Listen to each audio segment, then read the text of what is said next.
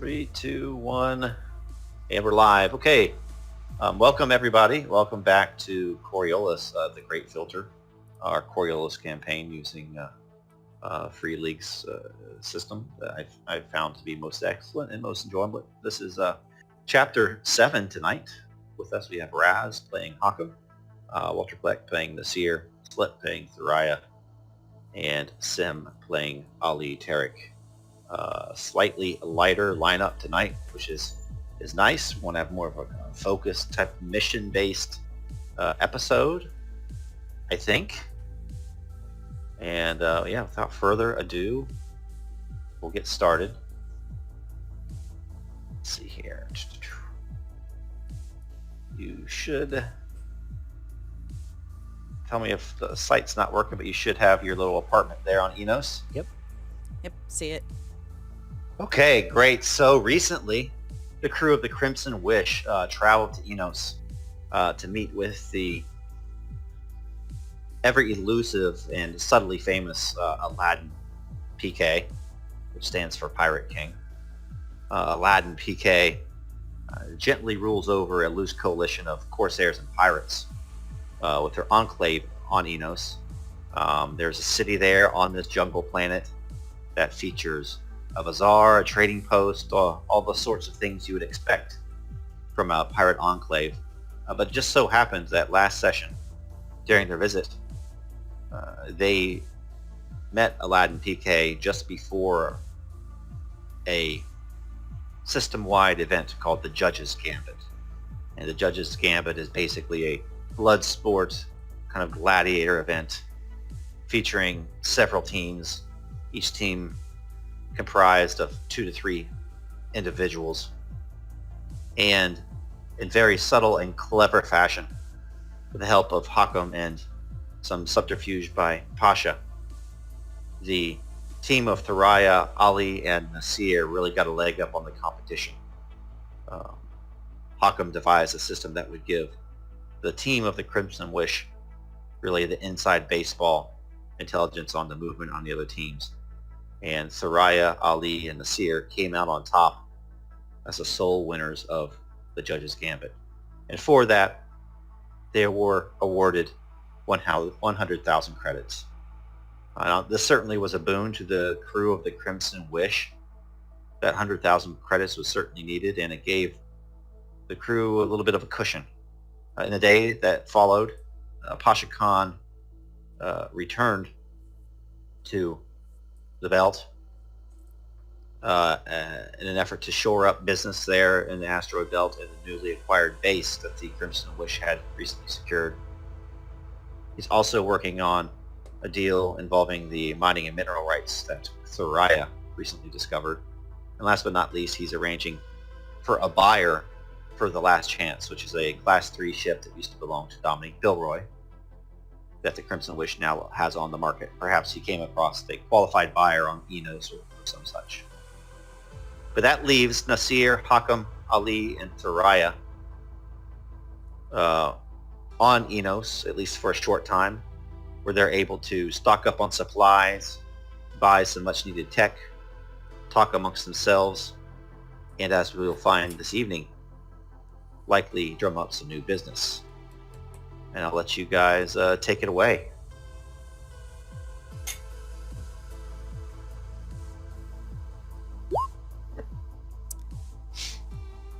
Thuraya has kind of cornered Hakum, and she's brought her drone with her.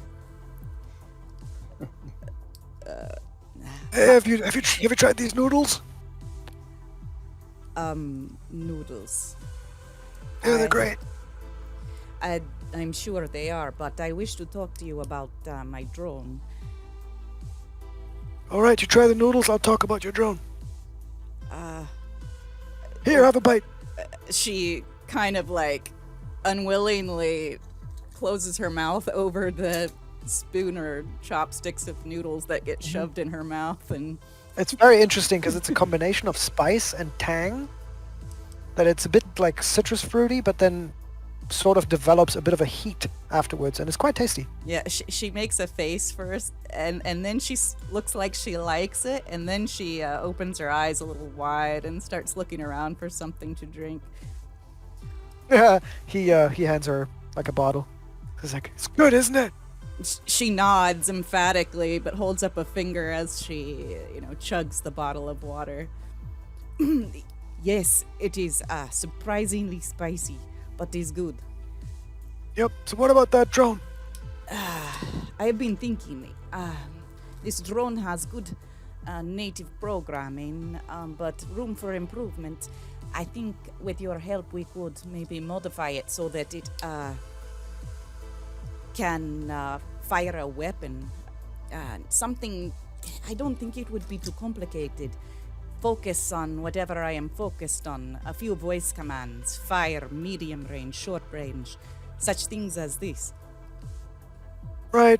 But you don't want to give the commands over distance, right? You want those to be transmitted. Oh yes, there would have to be some sort of communication. I mean, you have your controlling security tablet anyway. You just use that to record the voice. Yes, but I want to be able to use my weapon at the same time. This is why voice command. You want to use your weapon? What? It would be a fighting companion, someone to fight from the other side. Oh, absolutely. I love strapping weapons on things. Good. You just can't exceed, the weight is going to be an issue. Things only built to, you can't put like Ali on top of it and have it fly around with him hovering on, Right. No machine gun. Something lighter, but yes, you think, Sure. You think this is something we can do? I can do anything. Of course. Well, she kind of pats the drone and she says, well, I believe my little friend will be in good hands. And she kind of powers down the drone and has, rests it, sets it down somewhere near you. It's probably weighs, 75 pounds. So it's quite sizable. But also, yes, armor, because if it will be shooting, other things will be shooting at it. Which will... You sure you don't want some sort of like a tracked drone? Can carry much more weight. Armor is weight, munitions is weight, batteries is weight, extra weapons, extra weight. I hate to abandon my old friend. Does it seem silly to you to be so attached to this machine? It might just be more expensive. Maybe we can find something really durable but lightweight.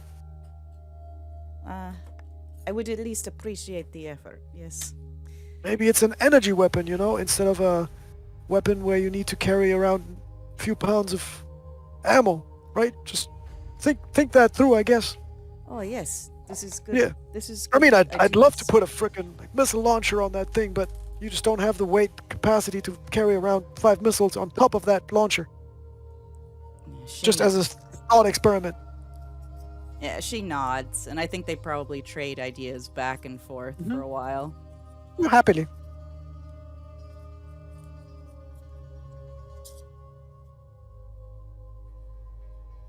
And after that, I think Thariah will return to... She's probably... I guess we've all probably got kind of a room in this station, but part of the same suite. She'll figure out where those noodles are and take some back with her.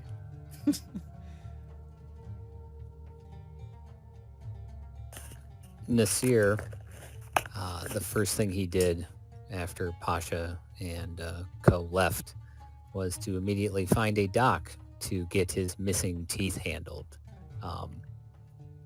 He would end up losing 5 of his teeth, 3 on top and 2 on the bottom, and got them replaced with silver teeth, finding it the most appropriate considering what their current jobs were. And the next thing he did is there was a ripper doc on this island, or excuse me, planet, that was selling certain cybernetic gear, and he went under the blade and got himself some cybernetic armor and was holed up in the room for a few days as his body slowly healed from his enhancements. And once he had healed up, he had gone into the various shops and armories and gun stores looking for something to accessorize his accelerated pistol, his newfound love for it after killing the tiger. He wanted to upgrade it and keep it around, finding it much more useful than his Vulcan carbine. And lastly, as he was perusing one of the stores, he found something that made him smile, as he believed it would be quite the prank to play, and purchased it and asked for it to be wrapped into a box and would give it at a more appropriate time. That Dennis, he looks at you and, you really did a number on those teeth, but the word is you came out on top, right? Oh yes. If you didn't see it, I killed the tiger with a single shot to his neck. A perfect strike. I saw it. I saw it on the monitor here in my office. Of course, the pirates keep me busy. Not all of them had as nice teeth as you did, at least before they were knocked out. Ah yes. Killing him brought a smile to my face. Well, we want your smile to be as handsome as it once was, Ak. Or Nasir. Silver, eh? Would you want anything in particular on these silver teeth? I do engravings, gems, all sorts of beautiful designs to make your smile sparkle. That is a good suggestion. Perhaps when I think of something to engrave on there, you will be the first person I contact. Maybe a little tiger on one, huh? Very well. If you think you want to do that, you come back to me. Of course, thank you. Ali, what have you been up to this past, to have that surgery and repair? There might be rules in the books about how long it takes to repair from those, honestly. I can't remember. We'll call it 10 days. Ali, what have you been up to in the most recent 10 days? Ollie would have restocked his old poor supply, and then probably spent most of the time seeing the sights and doing some limited shopping, and then enjoying some Oak 4, of course. So most of the time would be on the ship with the occasional, trip out. At some point, Ibrahim leaves the ship and meets with you. He says, well, Pasha and I are going to take the Crimson Wish back to the asteroid base. We're going to leave you with these 3 other scoundrels for several days. You think you can keep them in line? Yes, I believe so. They seem to not to get into too much trouble. Besides, I hear Nasir is going to be laid up for quite a bit. I've heard some very, very scary things about cybernetics. They are welcome here on this pirate enclave. Elsewhere in the Third Horizon, he may find that the reception is not so warm. What if they have a problem with his? They would have a problem with my muscles. Yeah. Perhaps they will be a little chilly towards you, Ali Tariq. Have you seen my beautiful face? There's a lot of people a little chilly towards me. Well, I shall be back here in, I don't know, 1 or 2 months' time. While I am gone and Pasha is gone, try not to get your face rearranged, Ali. And it takes a lot of work to rearrange this beautiful masterpiece. Well, the crew of the Crimson Wish is becoming more and more famous. Or infamous, shall I say. Only time will tell before we run across something that, well, we'll have to run from rather than overcome with firepower or sheer wits. Yes. That is always bigger and badder than us. Not too many, though. Give a smirk.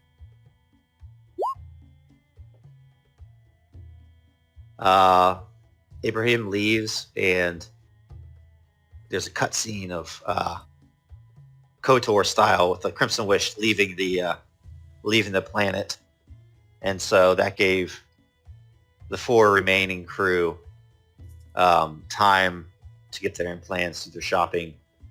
Hakam and Thuraya do their preliminary workup on the drone. What's the drone's name, by the way? Did you ever name that drone? Oh gosh, I should Every- have, but I haven't. Every droid needs a name. Um. Homework. I'm not going to let you do this Yeah. mod to the drone until you give it a name. All right. I'll come up with something by next time. But one very steamy and hot day there in the jungles of Enos, as white birds fluttered overhead and white clouds drifted through the sky and the waterfalls gurgled in the gardens, Shahina Kassab lets herself into your apartment. Hello. It's good to see all of you enjoying yourselves so much. Nasir, word is that you paid one of our quote-unquote doctors a visit. You're healing up okay? Roll a d6. I don't see how well you did. Alrighty. It took you a long time. My teeth hurt much more than these implants, but I promise you, I am harder and stronger than ever. That is good to hear. I trust the rest of you are faring well. Hakam, you've become quite... your name is on the lips of many here on Enos. Your guile at the judge's gambit has not gone unnoticed. Oh, what did I do? What did you do? We all know you had information on the battlefield. But the rules for the game are there are no rules. We That's look right. We look forward to your team's performance in next year's gambit. Sure. Any advantage from everybody talking about me? Oh, only the advantage that you're now wanted for so many jobs. I have to sift through them, but I'm guessing that the nice. crew of the Crimson Wish and you as well are interested in earning a little bit of beer and a little bit of reputation here among the Enclave. Yeah. Yeah, I have a... Yeah, I mean, that sounds good. Yeah, have you eaten these noodles? I've tried those noodles. I'm not one for citrus, but I've heard they're tasty. I'll give it a try. All right, yeah, they're pretty good. She slurps up a few. As these things go, they aren't too bad. She slurps it down and coughs a little bit as the hint of spice on the back of her palate makes her eyes water a tad bit. That'll be enough. That'll be enough. At the voices, Thuraya comes out of her room and she's holding a box that had been wrapped, and there's still some shreds of wrapping on it, and she has a confused look on her face, and she looks around and she sees Shahina. Oh, Shahina Kassab. Well met. You as well, Pariah. It's a good thing that you survived the gambit without nary a scratch. Ah, yes, I have a talent for this. And she smiles. You will find many such survivors here on Enos. It's a place where we congregate and share stories. There are times when the corsairs of Enos come to odds, but we try to keep those conflicts far away from this luscious planet.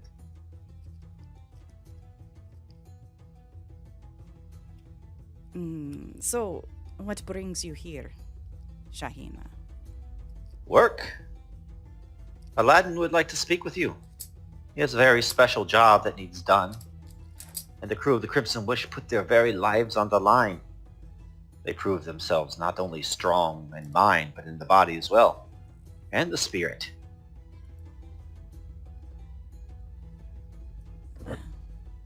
This is good. But our Pasha Khan is not here. But I think she kind of looks around. We can meet on the behalf of the crew while he is gone, yes? Yes, yes. I know that he is gone, as is your sensor technician. If you would take now up... that we've shared food, we're kind of friends, right? So what do you think about that job? I think that I'm going to be your captain on this job. Fun! I would not ask you to do something if I was not going to put my own life on the line, Hakam. Well, that's pretty rare. I'm surprised you're still alive. As I said, Enos is a home of many survivors. Yeah. Yeah, I'm game. I'm sated. We're good. All right. Very well. Come now. 15 minutes? Down in the foyer? Can I expect you? Sure, I'll pack my stuff. Yes, this is good. I suppose I can finish getting dressed and meet Aladdin. And she disappears at that point. Very well. I will see you all later. Thoraya looks down at the box again, and then she says, before we head downstairs, Nasir, I would like to speak to you in my room, please. Nasir is kind of giggling a little, and I do not know what you speak of. You will find out. And she just kind of walks back to her room. Once she kind of turns her back, he kind of looks at Ali and Hakam and kind of holds a hand up to his mouth and laughs a little and then follows her in there. I think you might need another 6 days to recuperate afterwards. You know what's up with them, Ali? Why are they so mean? That's just the way they are. I don't know what they mean. But there's something, that's for sure. Oh well. Nasir kind of follows Thoraya into her room, and he already knows what this is about, but he's doing his best to act stupid, which is easy for Nasir sometimes. She shuts the door, and she looks down at the box, which is, she carries it as if it doesn't weigh much. And he says, this is from you, yes? I don't know what is in the box. She opens it up, and she, the first thing you see are just kind of sparkles of light glinting off metal and bits of shiny whatevers. And she holds it up and with 2 fingers very delicately, and it looks to be some sort of top that is very skimpy and sparkly, similar to what maybe dancers wear in, Jora dancing clubs. Oh, I forgot about that. So, Go ahead. so yes, you remember this now? Oh, well, you see, it took a while, but I remember you dancing on the table, and as I saved your life from the She tiger. holds up her hand. Look, perhaps this is my fault. The dance can have a powerful effect on many men, but I cannot accept your beautiful gift. And she puts it back in the box.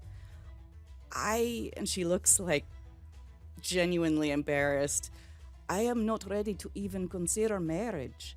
And we are still getting to know one another, so please do not think of this as a rejection.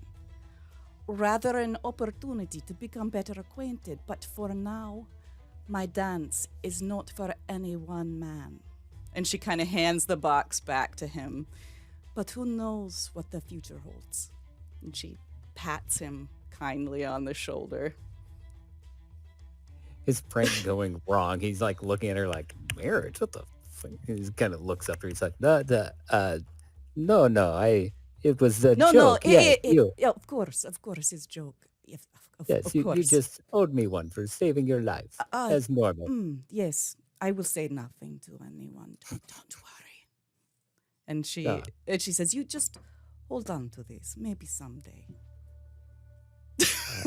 uh, uh, uh, yes, of course. I will hold on to this. Immediately starts backing out of the room slowly. As the door closes, Thariah turns around and a grin spreads over her face, and she continues to get ready.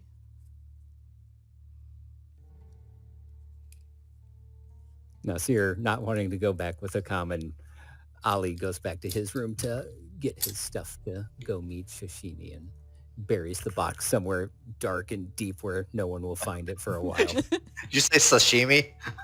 No, probably. Sashimi Yeah. sushi. He was thinking about noodles and It kind of does sound like shish kebab. Shahina kasab. Shahina, yes. Yeah, Of Shahina. course. Sashimi kebab. Sashimi. Sashimi kebab. So in 15 minutes, you all kind of head downstairs and you find yourself in Aladdin's foyer. He is already there um, talking jovially in kind of hushed tones with his lieutenant, Shahina. And they see you guys kind of walk down the steps. Aladdin turns. Oh, there they are. The champions of the arena. He kind of stands up. There they are. What do you have to say for yourselves? You must be proud. Nasir, as he's walking down the stairs, kind of spreads his arms out like he's receiving the applause. And, oh, thank you, thank you. The three of us, we did quite well, and I was most impressed with my comrade-in-arms skill. I dare say you were. There were some that said that the tiger would reign here for a dozen more years. But he has been made a cub, and now slinks back to his cave. Although, you will expect him to return next year. The tiger has a fighting spirit. Oh, no, you killed him. You broke his neck. Yeah. So He yeah, could he's- always come he's like- back, maybe. Yeah, he's And a sci-fi. wheelchair. Never know. Yeah, Yeah, he's gonna have a battle exo next time. yeah. His his additional unit is the straw he has to blow into. Oh my gosh. At any rate, it seems that your vessel has departed, and the four of you, Shahina has told me that you would be willing to do some work for me. If the price is right. The price will be right. There is always beer, and there is also reputation. Working at my side will give you both. I was thinking 20,000 beer split among you. But let me tell you about the job first of all. Yes? By all means. I've seen you in the arena. And all four of you and the rest of your crew have proven yourselves capable types, but now a few days ago, one of my agents came to me, a man by the name of Leif Lockhart. He's always the kind that seems to have the inside scoop. Anyways, I've been missing a recent shipment for a month now. And Lockhart comes to me and he says, "That's funny, because we picked up a distress call coming from near the portal gate in the Aiwaz system." Of course, that bastard didn't help. He was anxious to bet and lose on the judge's gambit, but at any rate, Leaf has always been reliable. And I need that cargo. It's precious to me, very costly. It would help our cause greatly. What is this cargo? Antimatter torpedoes. 2 of them. Rare items. Very expensive. Yes, rare and expensive indeed. Nasir kind of whistles at the mention of antimatter torpedoes, considering where they come from. Are they Stable? Yeah, they are quite stable. Yes, they are. Triggered, of course. And Shahina kind of pipes in. As I said before, I would be your captain. We've done many such missions such as these. Most likely, the vessel the torpedoes are aboard, the Black Star, simply had some sort of mechanical failure and is stranded. It's a rescue mission. Recover the cargo, rescue our friends. No more, no less. And If I tell us, recall, those aren't quite legal. Do you expect any run-in with any authorities? Ah, a good question. Not typically. These sorts of things happen all the time. Fusion reaction failures, other sorts of things. And of course, I would not be taking our destroyer to the job. I've been taking my trusty cargo ship, the Tortoise. The name says it all. But indeed, it sounds very reliable. if we do meet people, do you have them paid off? Is that for Shahina to solve? That is for Shahina to resolve. You got it. So you said there's 2 antimatter torpedoes, Yes, and you want to give us $20,000 to split? That sounds kind of cheap. it's a starter job. I You've proven yourself in the arena, but on these sorts of missions, who knows? I think we are past starter jobs. I Well, recall on 20,000 here. on the open market, these torpedoes are worth what, 400,000 apiece. Yes, you Yeah. are correct. Yes, Huh? Aladdin pipes in. But they are my property already. My property you will recover and bring to me. I think he thinks because Pasha is not here with his silver tongue that he can get us on the cheap, yes? That's what it seems like to me. Does he remember that you are the champions of the tournament? Not some random mercs? I remember such things. Very well. 20,000 now? 20,000 when you get both torpedoes here unharmed. So 10% of one torpedo value. Yes, that's more than fair. I'm sure if it is dangerous or something out of the ordinary, he'd be more than happy to compensate us more. But if this is a simple retrieval, then I would think 40,000 is more than fair. Yes? Sounds good to me. Yes, but that's if it's a simple retrieval. What if it goes wrong? Well, then we will worry about our renegotiation fees then, yes? And Allie would look at Aladdin. That seems reasonable. We do give hazard pay when the time comes, and as I said, if you do lose limbs, you've already met our doctors here. Doesn't mean I still want to lose them.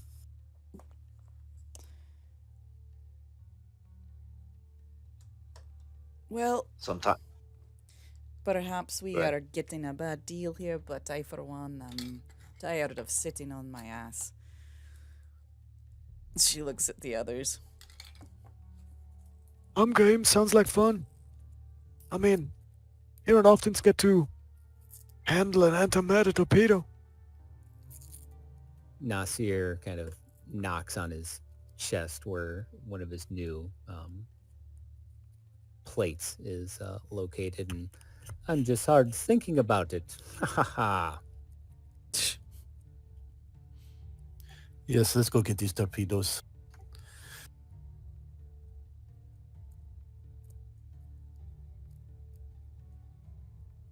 Shahina says, very well. You have one day. Meet me at the spaceport. I'll introduce you to the tortoise. Excellent. One day it is. You got it. Do you have any briefing? Like, who should be on the Black Star?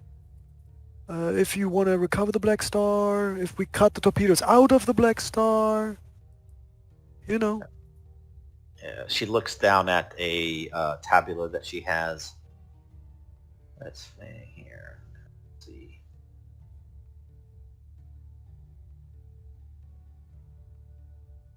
Yes. She looks at it.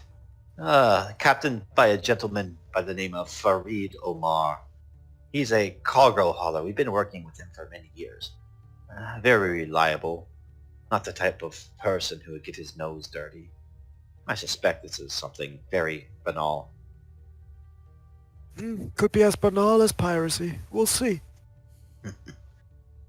If somebody pirates a pirate and ends up with those torpedoes, PK says, then they will have made a powerful enemy. Yep. Well, I've got some shopping to do. Toodles. Very well. I will see you when you return, and good luck. Portal jumps are not as dangerous as they once were, but we hear terrible stories still from time to time. I have made several portal jumps. It is nothing to be concerned of. And Shahina kind of looks to you. If you've done that sort of thing, then you'll have no problem now. You'll no doubt be serving as our pilot. There is nothing I cannot fly, I'm discovering. Hubris. Hubris will get you nowhere, Nasir.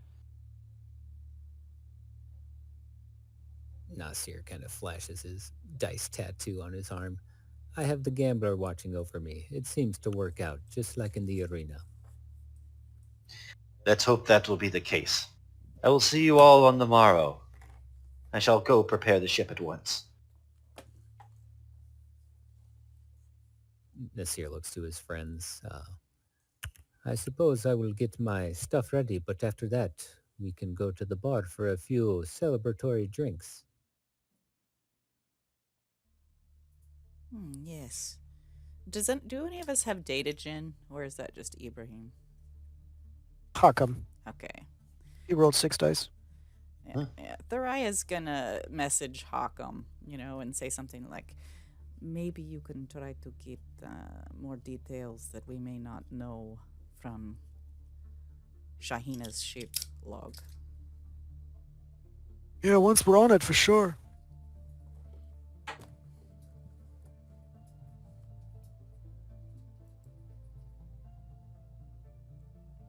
Sounds like, from where he's answering, he's somewhere in the market quarter. Okay. Yeah, So, Yeah, sure. I can get you some details. Maybe figure out the, what type of ship this Black Star is, and anything about the captain. That'd be totally cool with that. I think you understand Slip. You understood Slip as suggesting legwork now, whereas I thought she had said, once I'm on the ship, I hack that ship to try and figure out more. That's Which one is it? Well, she meant maybe before we get on, but she also thinks, kind of shrug, if he wants to do it, then that's fine too. Yeah, maybe he's not that, clever. Well, I mean, that's the way communication goes. Sometimes it doesn't all Yeah. get through, but that's fine. I don't think it's going to matter a whole lot either way, but she's just, kind of reiterates, look for anything maybe that they might be holding back. Oh, I'm sure there's plenty. They're pirates. She just kind of smiles into the communicator and says, I will speak to you later. Oh, indubitably. And then as he keys off, you hear him just ask a random person, hey, what do you know about Aladdin's ships? And then he clicks it off. Can I just roll like a dumb is it manipulation to just ask people around? Be like, hey, what kind of ships does he fly? What about the tortoise? As I'm doing shopping, Because, I have merchants. Merchants are inclined to talk to you while you're handing them money. Yeah, let's do that with a -1. Cool. Character actions. And that is that manipulation? Is the social skill here? Mm-hmm. -1. I mean, that'll go swimmingly, obviously. Yeah, Hey, you you got a got six, got something. success. Holy crap! So you're at that noodle stand or whatever, and you're asking. No, I'm buying the other stuff I told you about. Okay. So yeah, one of the vendors says, oh, "What exactly want you to know about?" You know, Aladdin. He does business all over the sector. Yeah. Not just in the mirror system either, but hundreds of ships. No, the tortoise. There's a ship of tortoise apparently, and I'm gonna be on it. Is that a good ship? Like, what are we talking about? Oh yeah, that's tortoise. It's not much a to cargo look at, ship? but yeah, got it where it counts though. Not bristling with weapons, but decent enough ship, sturdy. PK's first-hand lady, Shahina, tends to use it when she wants to be on the DL, on the download, if you know what I mean. That type of ship doesn't raise any eyebrows wherever it goes. Salvage ship. Okay. Yeah, if it was brand new and you never heard of it, that'd be bad. But if it came back a few times with crew on board, that sounds maybe all right then. I sometimes think that PK values Shahina more than all the treasure here in the mirror system. They say that loyalty is very valuable here, especially in the pirate enclave, Yeah. Yeah. I mean, if I need more of this stuff, I'll sure come back to you specifically. Absolutely. I appreciate your business, Mr. Ruhal. Yeah, thank you very much. Okay, you said goodbye. And then I head out.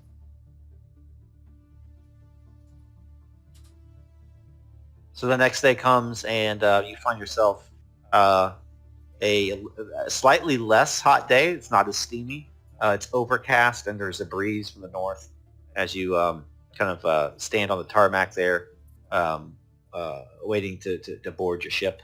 There very scant crew besides you. There's like maybe a sensor operator and somebody else who does maintenance on the ship. But Hina Kasab kind of points you to this very blocky salvage ship that looks like it has, probably 10 years under its belt. And she says, there she is, the tortoise. It'll get us where we need to go, all the way to the Aiwaz system. Its stasis pods have never let me down before.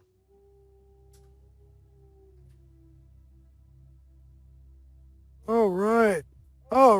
As he taps the outer hull and walks around and gives it an inspection. Yeah, it looks great to you. Very well kept up. Whereas the Crimson Wish probably is pockmarked with holes that have been sealed shut. The Tortoise does not have that. Any dents and dings seem to be from micro-asteroids and that sort of thing. Type of thing you'd expect from a salvage vessel. Perhaps this ship will even have doors on it. On the inside.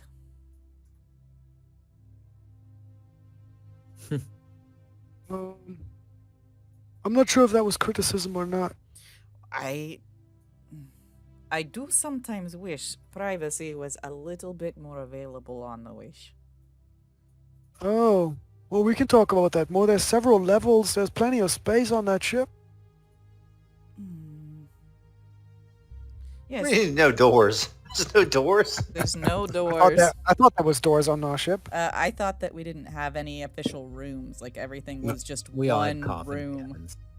Oh yeah, you have coffins. I guess it's kind Oh, of. the living quarters for sure. Those are just like in the submarine, right? Just like bunk beds in the wall. But there's plenty of space if you wanted to get away from people. Soraya is right. It would be nice to have some space. I grow tired of her snoring at night. Psh. She just kind of waves her Oh, hand is at that you. what it was? I thought it was some loud engine malfunction. It was really hard to track down. Oh, I see. Now you all gang up on me. I see how it is. But she kind of smiles. I don't hear any snoring. Then again, I'm usually on my up floor. You sleep like the dead. That machine gun of yours could be going off and not wake you. Yes. Well, that's the purpose of the drug. Do we need to leave immediately, or can I give this a once-over on the inside? Shahina kind of looks you up and down at first like, who are you to question my ship? But then, of course, this guy has quite a reputation at this point. So if he spots any flaws or areas of improvement, he certainly is welcome to inspect the ship. Be my guest, Hakam. Make yourself at home. It will be your home for the next several days, although most of those days we will be in stasis. Sounds good. And he disappears in the ship. You hear a variety of sort of clanging and tapping and sort of him checking the ship noises. While he gives it a once-over, Nasir goes to the cockpit to familiarize himself with the instruments and kind of goes over system checks and whatnot as they get ready to depart. Yeah, Thariah will take a look at whatever weapons capabilities this happens to have, although it sounds like it's not much. Yeah, Ali would be doing the same as well. As long as making sure his gear's stored so he can get to it easily.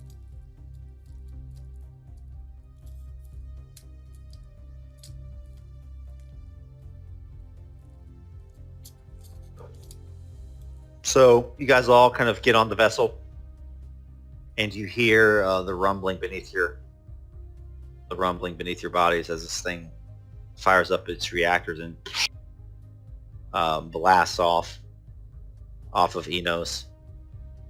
And you see the star of Mira brightly through the viewport of the cockpit, bright orange ball of fire as the blue atmosphere of Enos falls away. You enter the darkness of space. It's going to take one day to get to the portal. And during that time, Shahina kind of goes over the plan. She says that Aladdin had made arrangements to meet up with a convoy of super haulers near the star and share the jump with them. Reason being, she doesn't want to spend a bunch of money to get prefab coordinates and tip off anybody. She wants to travel as just a run-of-the-mill citizen of the star system. But at the same time, it would be a fairly low-risk jump. She discusses all this with Nasir, who, of course, will be the pilot. She says that just prior to going into the jump that everybody aboard will enter the stasis pods. And typically after the jump, until they get to the Aiwaz system, everybody will remain in stasis. And the onboard ship computer, which is nothing like Ashanti, very dry, very matter-of-fact, will wake them out of stasis after they get to the Aiwaz system, but it's 2 jumps away. Shahina says, any questions? We'll be to the portal in a few hours. After that, another few hours until the convoy arrives, and then it will be time to make our jump. Sounds good, and Nasir looks to his friends. Now let us get you to bed.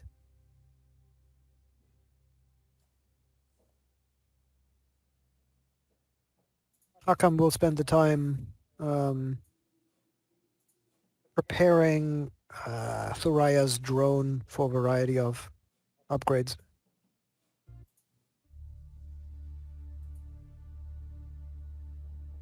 I should probably act as assistant. Hovering like an anxious mother. Do you have any tech knowledge? Yeah, I do. Oh, nice. Not nearly what you do, but enough to be a good assistant. Nice. He'll ask you questions about why you and Nasir are so mean to each other. She'll shrug and say, at first I hate his guts. Now, she shrugs. It's just fun. Gives me something to do. Something to, exercise my wits. And she says, you have family, yes? Takes him a second longer than you'd expect. And he just dryly says, yes. Well, perhaps it's not the same in your family, but when I had family, this was one way to show affection. She kind of smiles a little bit sadly.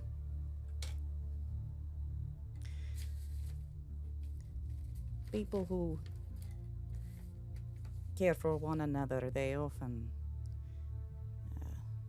it is safe to make the jokes and to make fun, because she shrugs, you know, they don't mean it. Yeah, it's kind of weird. It's different than where I grew up. Even if I don't mean it, I'd never tell you I hate you. I'm gonna kill you. Crass, and he puts his hands up. Granted, crass examples, but I'm just trying to make a point. She kind of brushes it away. I have not said I would kill Nasir in weeks. Oof, he laughs at that. Says, well, it's a big galaxy. People are different. Indeed. And she kind of smiles at him and hands him the tool that he's hunting for as they're talking.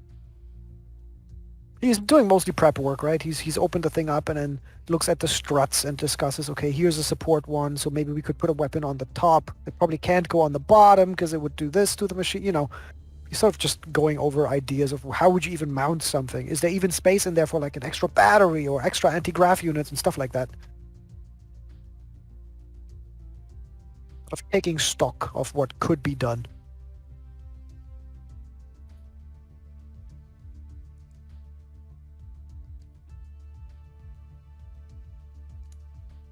All right, Nasir, tell me what it looks like as you kind of get the get this thing ready for a jump, and I guess you set a course and then go get in your pod. You're like the last one to get in your hibernation pod or whatever they're called before this thing jumps. What does that look like? As the group, slowly gets into the stasis pods, There's a bunch of cargo haulers around you, by the way. I was gonna say, it sounds like they're doing like the standard jump where you kind of piggyback off the larger vessels. He gets everyone in the stasis pods, and as says a nice word to each individual as they get in, and as Thariah gets in, he kind of leans in. He goes, I promise you won't be wearing that outfit when you wake up. And then laughs as he hits the button before she can respond to put her into stasis. And he lines up with the bulk haulers and kind of triple checks his own math and directions, and communicates with the ship intelligence on conditions to be woken up in emergency. And with his last check, he jumps himself in and gets ready to sleep out the rest of the journey. Cool. So you're at Mira, okay? So the first portal, you have to take to Zalos, and then to Aiwaz. The jump itself is instantaneous, and typically the two portals at a star are 1 to 2 days apart, so we'll just say 1 day. So the whole journey, it will take a day, probably two days total, we're going to say. You'll be in stasis. And it's a pilot check at a +1 for Nasir. And I really hope nothing bad happens. Yeah, right? Oh, there he is. Okay. Pilot +1. Mm-hmm. It's all you need sometimes. I'll just re-roll it and give me the dart point. Oh. Apparently you do the only hope thing I something bad happens.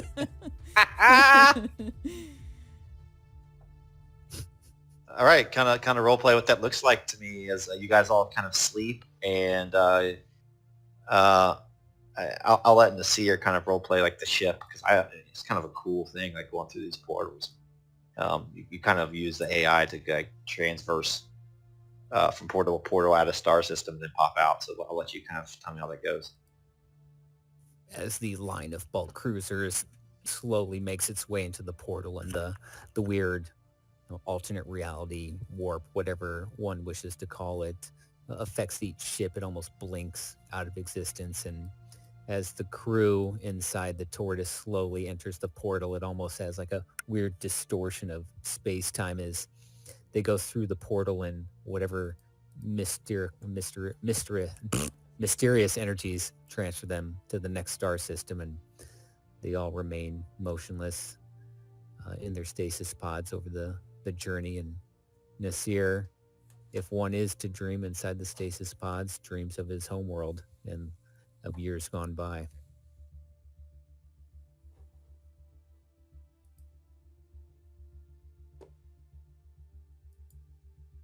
And you get there. Let me go ahead and change the music here.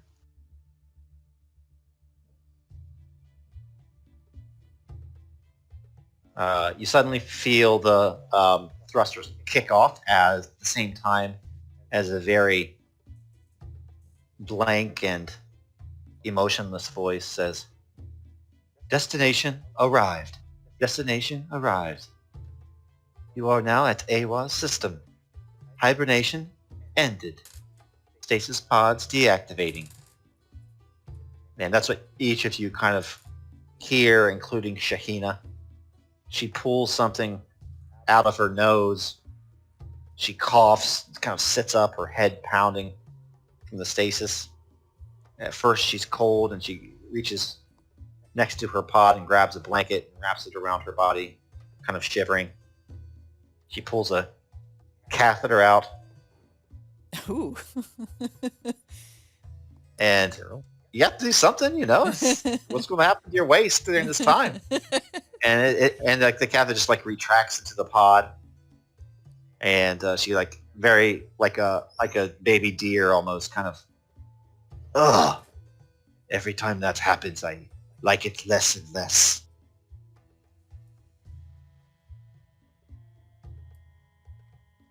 Nasir is very slow to get out and brings his feet over the edge and sits there, head in his hands and elbows on his knees as kind of the nausea slowly wears off, and kind of hacks up and spits on the ground. And it has been too long. I always forget how you feel like hammered shit after a stasis jump.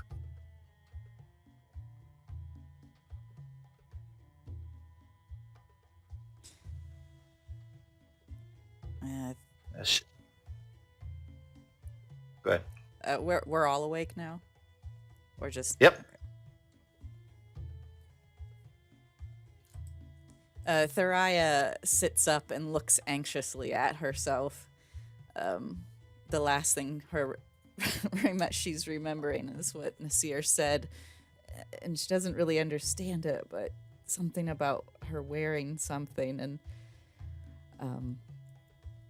she noticed that she's wearing what she was wearing, and with some relief she climbs out of the stasis pod and starts to stretch.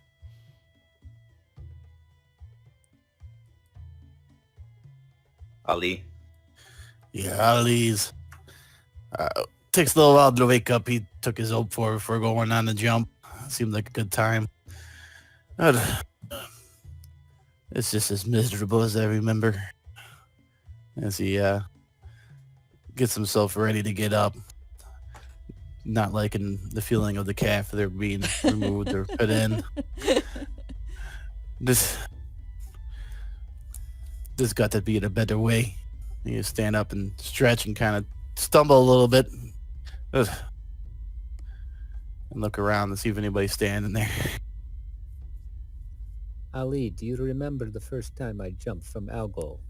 When I awoke, I barfed and barfed. It was quite disgusting. And then I slipped and fell in the barf. It was not my proudest moment. And then I won't say that it happened to me either, but it never happened to me. And he'll wink. Those that started are no longer around. I should pay good beer to see that. It never happened.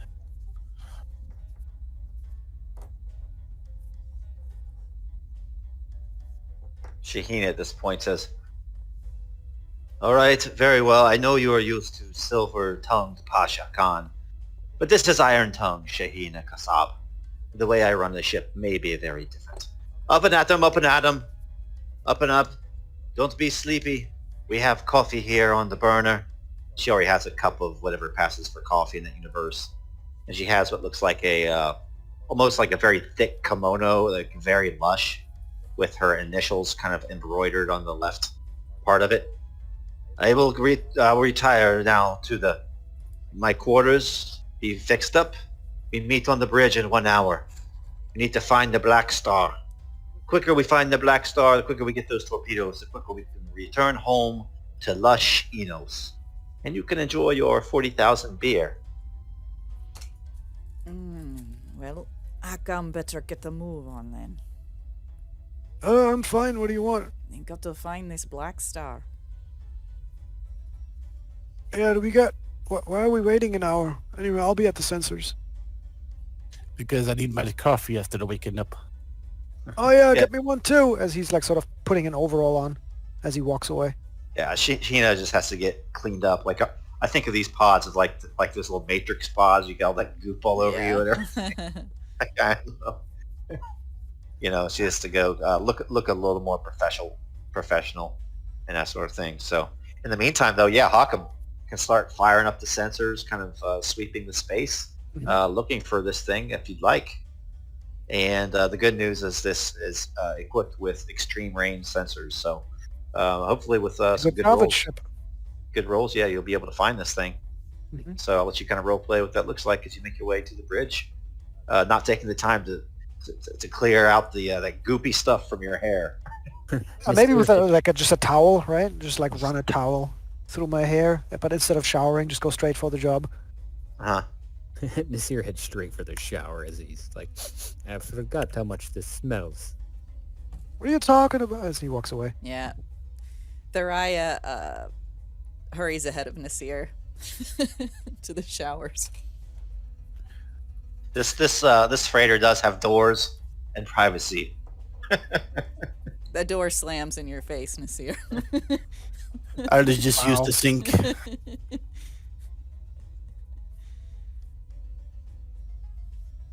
I can never find my airlock sound when I want to use it. Hakam starts the search, and then when everybody else has showered, he lets it run while he goes shower. Yeah, I'm sure we make this pretty short. Just enough to get the goo off.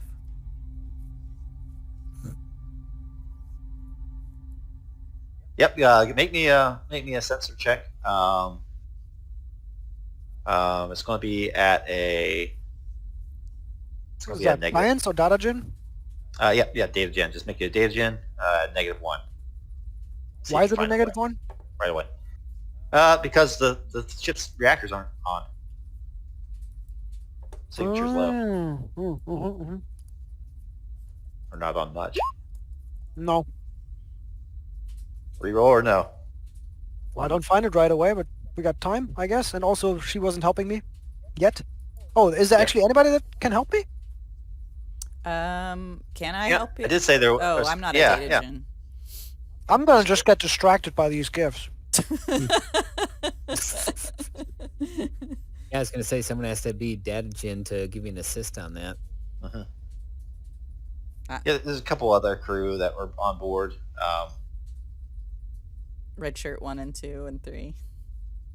Yeah, I think it's a little bit maybe larger vessel than the Wish, just being kind of a complete dedicated salvage ship. So I'll let you roll again, but like at this time, like they're all done with their showers and stuff, and you still haven't found it. I'll let you kind of role play how that looks. He's like, hey, it's not on the sensors.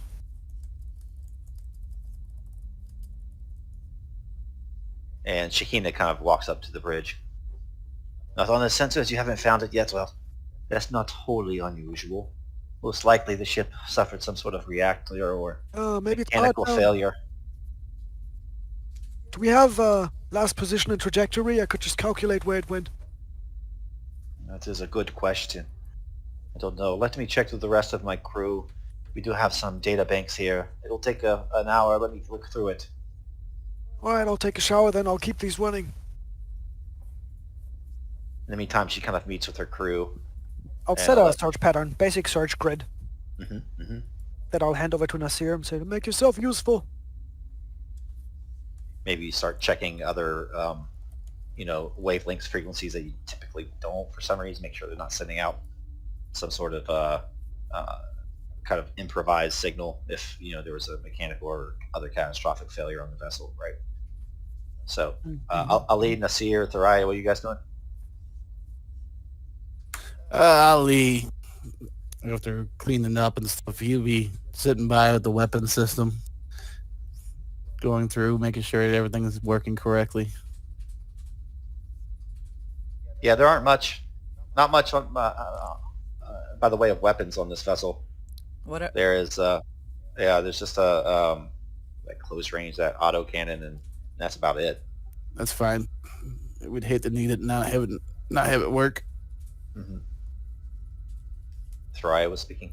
oh no, I was just gonna say what do they have? And you answered. Yeah, I think she's locating her exosuit, just in case they need it. She starts looking up, how this ship would attach to the other ship if they needed to board, if they have that docking capability, or if they're gonna have to like do a spacewalk over.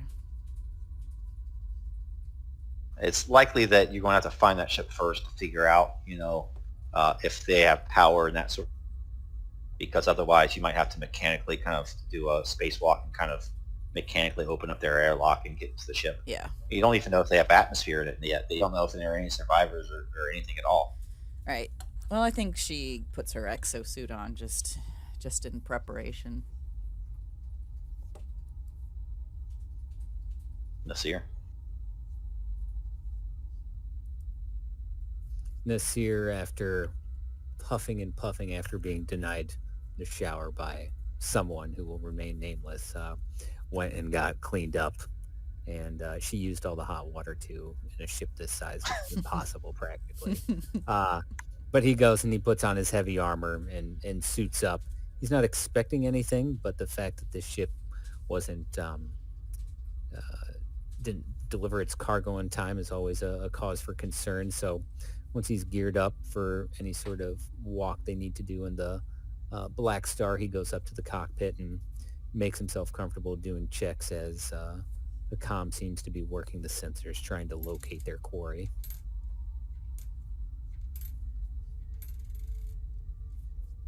So by this time, Hakam, some of the other crew have come back to you with like the most common routes for traversing the portals, because it's assumed that here on the Aiwaz system, they're going from one portal to the next for delivering this torpedo. And so you're able to kind of give instructions to aim the tortoise kind of on that trajectory, and so your search bands are going to be narrowed a bit.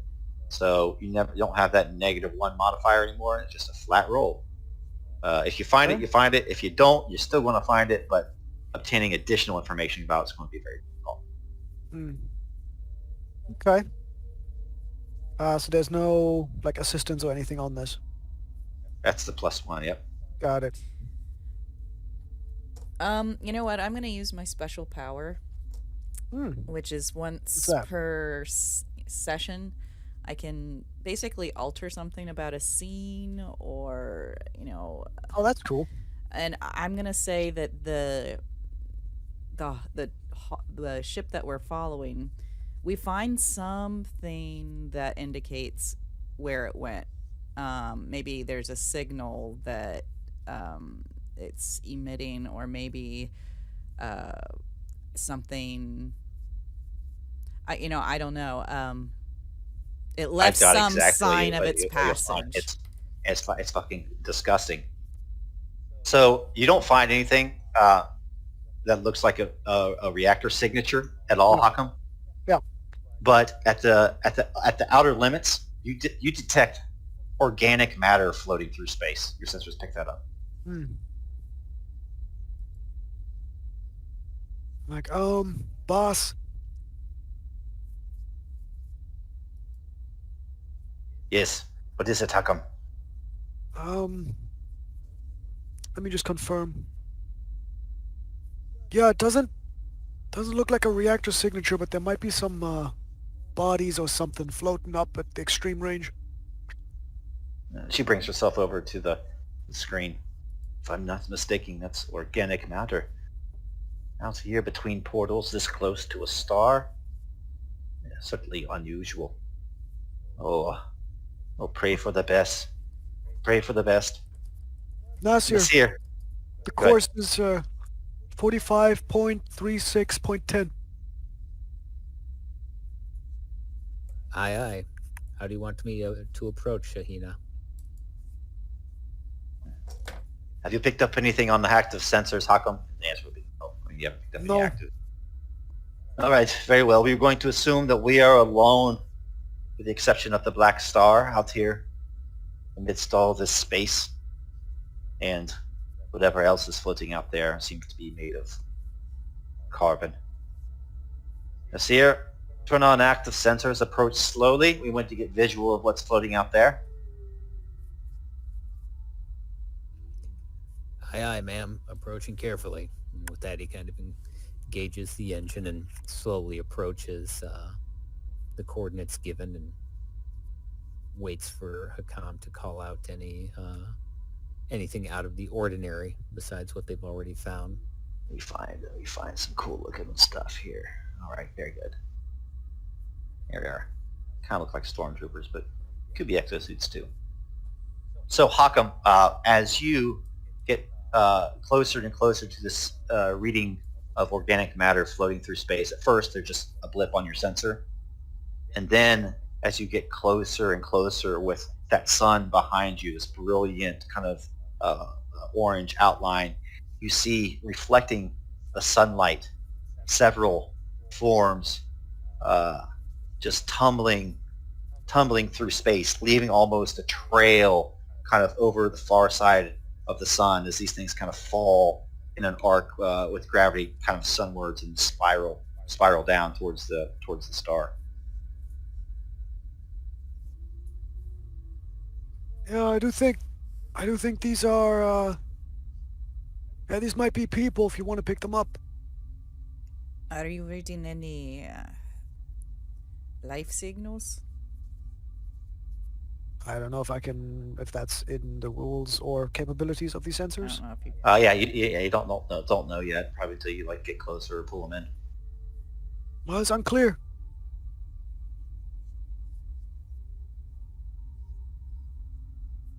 Well, I can tell you one thing, that is not good.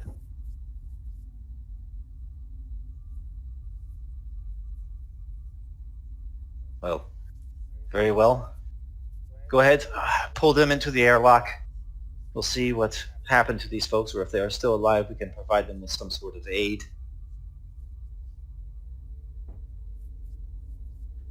Yeah.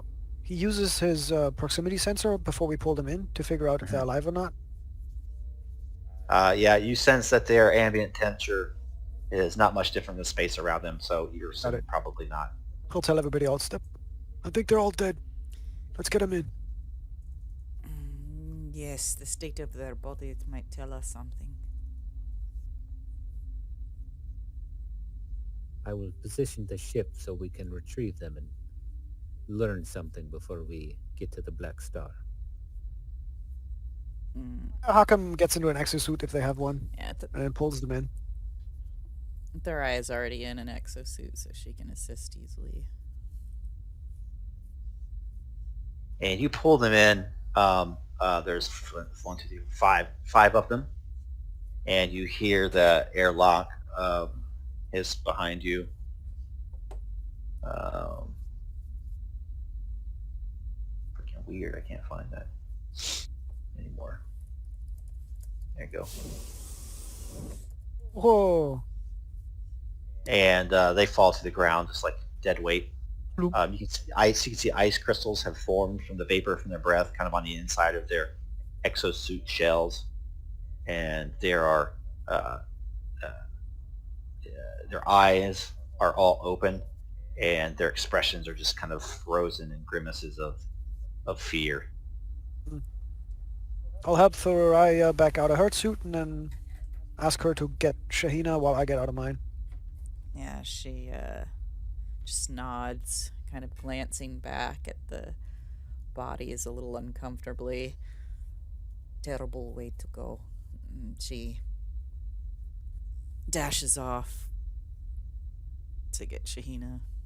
She can't see his expression where he's sort of like, you know, he does a, what is it, when people do like a maybe yes, maybe no, sort of shake of head sideways, right? Like a bobble of the head, where he sort of does it like, maybe.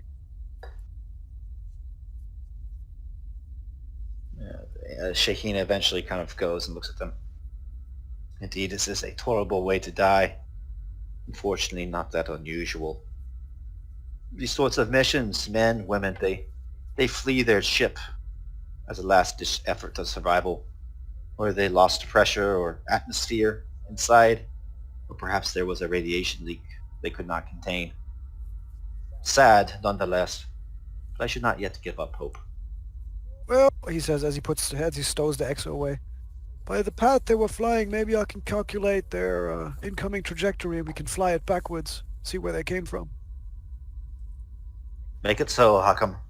In the meantime, we will take these men and women and put them in a place of rest. May the icons bless their souls.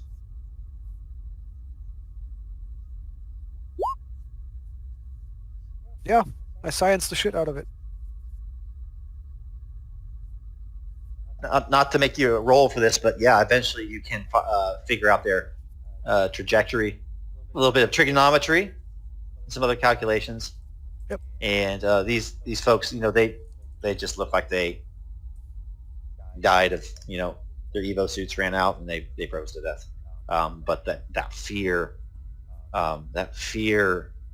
instinct kind of hangs with all of you and lodges itself kind of in the back part of your lizard brain.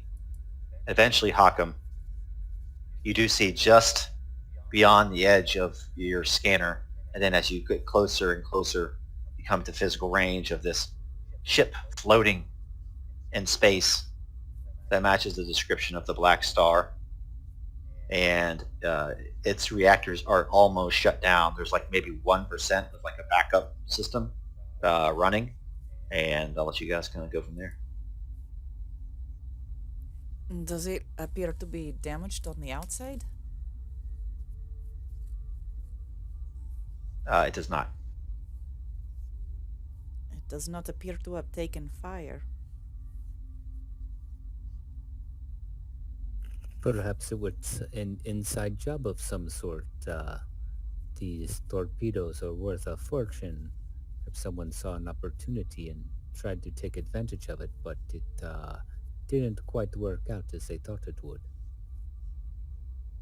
We should at least see if they... I doubt they are still there, but perhaps the ship can be powered enough to take back.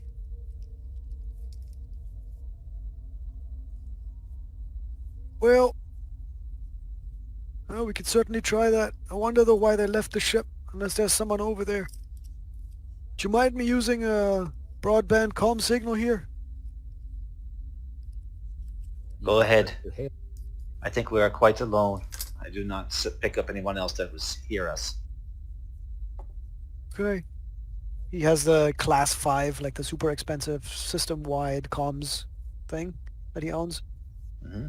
And so he goes to that unit, flicks it on, and then gives like a standard, "May the Traveler be with you. If you're out there, please respond." And you hear at first this static, and then something that sounds like a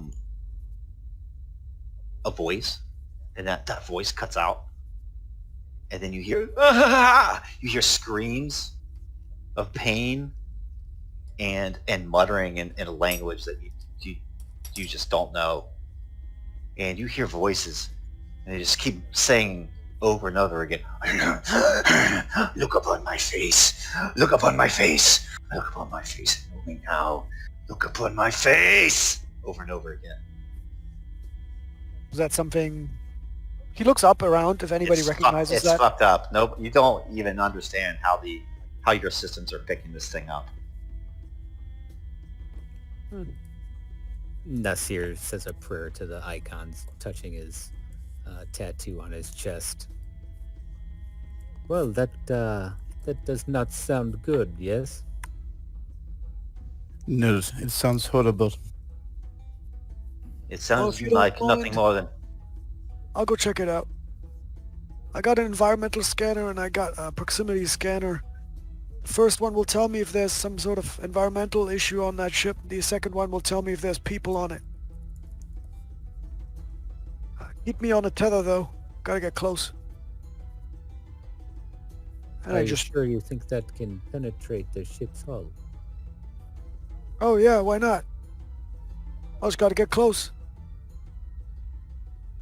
Actually, in the rules it says at extreme range, so I think that if I compensate roleplay wise by being really close, yeah. that any sort of like metal walls should be penetrated.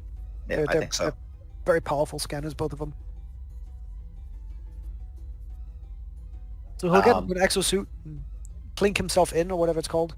Mm-hmm. Hook himself in, yeah, with some sort of cable, right?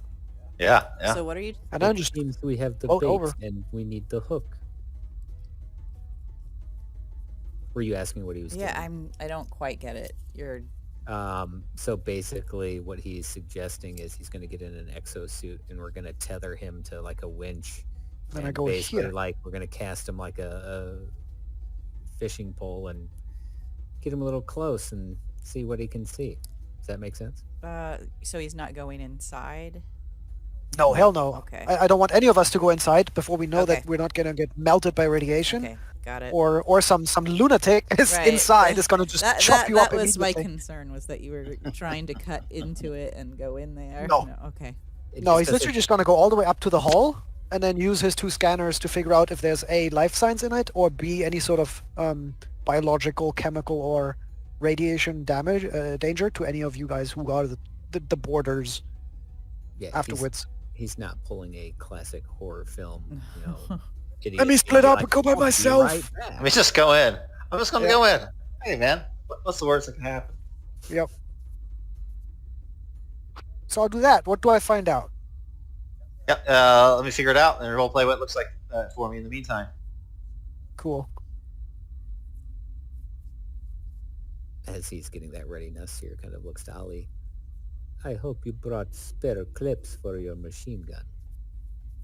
I'd never leave home without the extra. Have you ever heard of anything like that before? I have not. No, this is the first, but it's not the first crazy person I've met. There's ugly things out there. Hopefully these are not one of them. I will not say their names. A lot of them are superstition, Mm. but yes. To me, there's probably somebody who went crazy from a jump. Perhaps, or perhaps radiation poisoning in the brain. Yes. But they'd all die the same, I assume. Even if it is one of those things.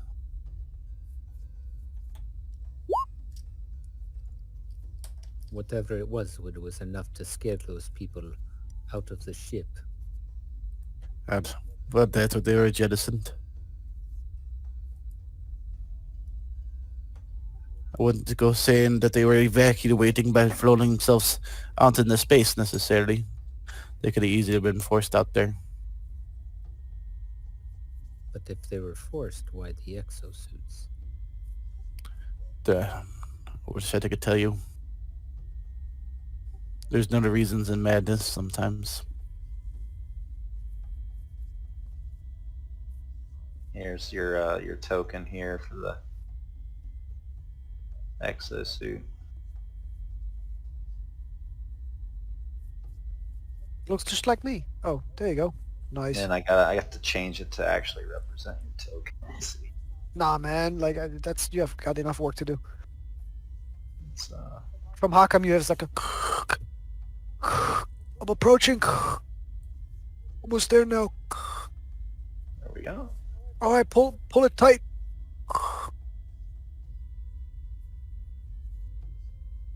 So as you kind of nice umbilical cord or whatever there.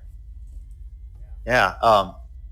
You start to breathe quicker and quicker as you get further and further from your vessel, and just the immenseness of space holds you in its grasp, and it cradles you as you float further and further. Yeah, And others you, might not like it, but I'm a Zenitian, so I love it. Yeah, you bring out your scanner, and it starts to yep, starts to scan this thing. Radiation levels are to be expected, Okay. and it looks like the inside of this vessel still has pressure. The gravitrons are still working, so there's kind of artificial gravity on the inside, and you sense plenty of biologic material still in there, but the temperature of the place is not very far from ambient space. Okay, so it might have been open. Oh yeah, because life support systems are probably turned way down. It says the proximity sensor scans the surroundings and can find even individual persons in the area. Can I manage that? Yeah, give me a data gen. I'll give you a +2 though. Because it says the information is not exact to identify someone or to make out more So about. you want to see if there's movement and stuff though, right? Yeah. Instead of Yeah. there's just food rations flying around, it's like 3 people. But who Right, they are right, or right, what, who Right. those? Sure. Click. Yeah, looks like I do. Yep, definitely. So you see, it's hard. The data's kind of blurry and somewhat inconclusive, but you get a sense that there is biological material in there and it's moving around. You wouldn't call it necessarily human, but there's something in there that's moving, Okay. and you pick up at least 7 signatures. Okay. It's like, put me back in. I got what we need. I got 7 signals, something alive in there. It's very, very cold. The good atmosphere though. And you kind of get back to the ship. Yeah. And then I say, Share that what's data. that called? Is it ABC, right? Nothing on the ABC, which is like, I think, atomic, biological, chemical. But then again, biological and chemical hard to do from the outside. This is a difficult situation. There shouldn't be 7 people on there, should there? This is a fairly large. Yeah, this picture doesn't really do it justice. It's No, bigger I'm trying to than- reference that we found Yeah. 5 people who Yep. she probably has confirmed is the crew. Mm. So he's just confirming that if the crew had abandoned the ship, it should be empty, but it isn't. And if she confirms that, then he sort of looks at the others and says, should probably assume they're hostile. It's not unusual for a hauler decide to carry passengers and overburden themselves to squeeze in some extra beer per trip. Perhaps they are refugees or other such individuals requesting transit between star systems. Either way, Hakam, your willingness to risk life and limb to get this information is most appreciated. Well, it seems that your paycheck is going to be at least slightly higher than 40 beer. Listen, these torpedoes, are they in... Actually, I don't need to ask that question. Does the ship itself have torpedo launchers? Or, if they don't, then I know that they are cargo and not in some sort of tube. Nope, they do not. So they must be inside in the cargo area. Got it, thank you. Inside somewhere, yep. Yep. Well, we could board to ascertain what's going on. And if stuff goes bad, we can always open it up to the vacuum. Yeah, what's the weapon? Actually, what is the weaponry on this ship? Would we have a weapon to just punch holes in this ship? No. No? You Yes, can we start have it. blasting it with your autocannon, but I don't Yeah, think Oh, autocannon is fine to make holes in a ship. Yeah. you can blast open the airlock for sure. Yeah, exactly. Just force them to suffocate. But like I said, until we know what's going on, we don't want to do that. but I definitely do not want to go without my body armor, which means I am not floating down to the ship to get in. Oh, does this ship have a docking? And does the other ship have a docking module? Because we need both. It does, but right now, as far as you can tell, it's powered down. Oh, I can make a quick gadget that'll power the other one. Even if just for a bit of time. Oh, but then again, sorry, let me actually roleplay it. He says, well, even if you get to the other ship, I don't think... Oh, no, you did say they have atmosphere, so it should be okay. It's low. Hmm. Temperature's low. Yeah, it'll just be very cold. Which should be... I mean, you can sustain that for, I guess, 30 minutes probably as a human body, maybe? I don't know. If we can dock with the ship, I'm sure you're quite capable of finding a way to manually get their hatch open if need be. Oh, well, I bought this thermal cutter that I want to try out badly. Yes, and then maybe once we're in, we could raise the temperature up so we don't wasting the time to get back on the ship. Oh yeah, boss. What about... Are we okay to damage your ship? Oh, it's not hers, is it? Actually, it's just some transport ship? No. Oh, Get in the that case- torpedoes. That's the mission.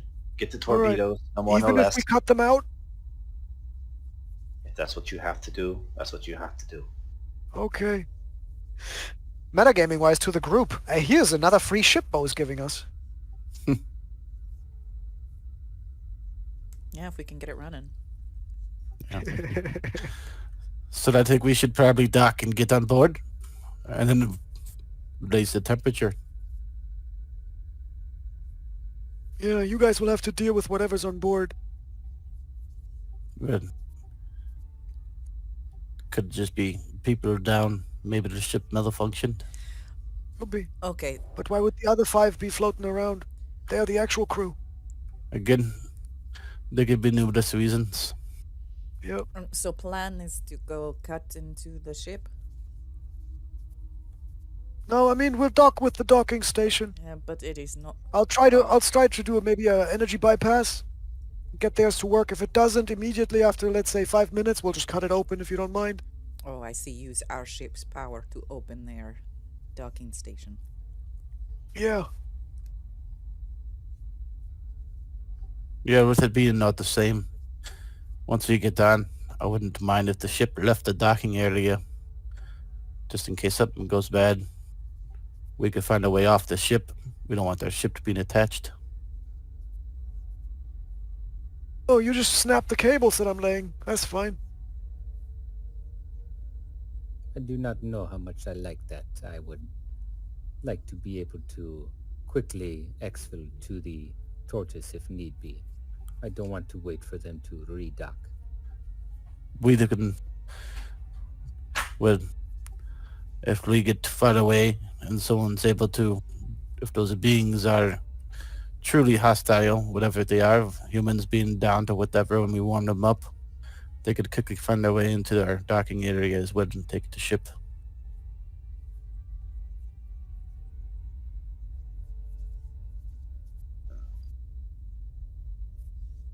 Very well. This sounds like a good plan. My patience is wearing thin. Bring us closer. We'll see if we can enter the ship. Nasir nods and pilots the ship into a kind of synchronous position with the Black Star to dock up with it. Yep. So you're now kind of broadside with it, like your bays against each other, and you guys could kind of go out and either try to do a bypass mechanically. That would be is there mechanics in this system? It's just technology rolls. Yeah, it's just technology. You can do that. If that fails, then you can try to cut your way in. Nice. Yeah, first plan would be to not destroy anything, but, sometimes that works, sometimes it Can doesn't. I assist Hakam? Great. That's a +2 then.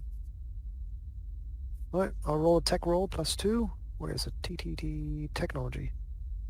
Do I type plus? No, I always ask that. I think it's just 2. 2. Yeah, must have worked because it's gray. There we go. Yep. With an extra success. So the outer part of this airlock opens, and you guys, I don't know what you do, but you can kind of see the inner airlock is still closed, and it opens, and immediately as it's exposed, there's a body that kind of floats up out of the airlock, and it is it's without skin. It's been skinned. Frozen bits of flesh and blood kind of float up towards you, and I don't know if it enters into the tortoise or not, but it's kind of definitely unnerving. And this thing just goes up, and you see these like hastily scrawled runes and symbols kind of smeared in frozen blood all over the airlock door. Ali, seeing the skin body comes floating down, he'll throw it back up the way it came. Don't want that down the hill with us. Who's down there, like, actually doing the work? Hakam for sure behind his combat shield. Yeah. Hakam, Thariah. Thariah, and Ali just said he'd like to push the thing back away, and Nasir is... Nasir's in the background, letting them do the work, with silently praying as he sees the skinned body floating into it. So I want each of you guys to make me an empathy check. Oh, this ought to go good. For some reason, I always see Nasir's menus for some reason. No. We don't have empathy. Yeah. Nobody. There's empathy. Yeah, Where it says empathy. lost it a long time ago. Yeah. It's Oh, near, there it the is. bottom. Of course it's near the Nothing. bottom. Doesn't look like anything to me. Yeah. What is? So each of you are going to take 2 stress. How does that work? Oh, is it the green one? Yeah. It's the No. green one. It's the green It's the one. green one. Okay. So we subtract it. And yep. And it's just it's thoughts come to you unbidden at this point, just kind of Yeah. flashing to your mind. And I want you to go through each of you and tell me like a memory in your character's history that causes some sort of fear or doubt or distress or sadness. Thariah flashes back to the desert. Armed men coming into the encampment where her tribe lives, in armor and opening fire. She sees women, children, elders all falling in bloody heaps. Yes, Ali has a flashback to when he was with the Legion, opening fire on a village, killing children and women. It's the same one!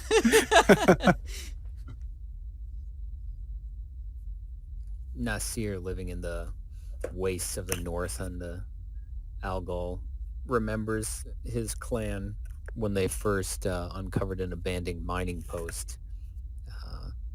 It was crawling with Nekatra, and one of them had taken one of their clansmen and had been using it as a chew toy. It had been someone that he had looked up to as a child, and the thoughts of that very much reminded him of this skinned person and kind of the sacrilegious way that the body was treated. Kind of just sends shivers down his spine. For Hakam, he remembers a large accident that cost a half a dozen engineers their life when they got cooked in an engine room, and going inside, their bodies were essentially sort of barbecued, boiled, and it was just horrific. And the captain calls down from the bridge. What's going on down there? Dead bodies. That's nothing new. Press forward. Press forward. Mutilated bodies. Something Not just deranged a going dead on. body. Yes. Weird symbols. Well, I'm happy I'm not the main boarder. You guys go forward. I'll protect this gate. It seems that somebody took the skin off this one. Hakam, see if you can... And she points to the symbol. Find out if this means something. Okay. Yeah, Ali would point his machine gun at the door. As you point your machine gun, Ali, it rolled on you.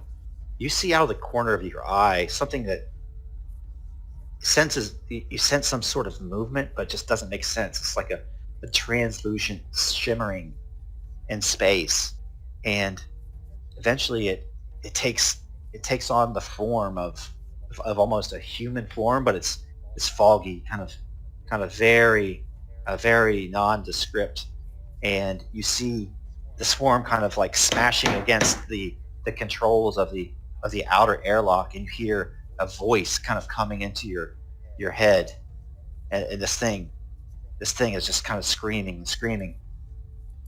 This is Captain Farid Omar of the Cargo Hollow Black Star. Our reactors are down. Life support's failing. I'm the last survivor of this vessel. If you receive this transmission, please help. Please help. They're coming. They're coming for me. You hear more beating, like in your mind, Ali, of fists on a metal door. Oh, my mind. It's not my own. But if I did not gaze into that ghastly visage, the crew is taken to ways of unimaginable savagery. I want to keep my skin. Please help. Did Ali roll empathy again? If you hit, it's going to be mitigate. It's going to mitigate 3 stress. So if you get a 0, you take 3 stress.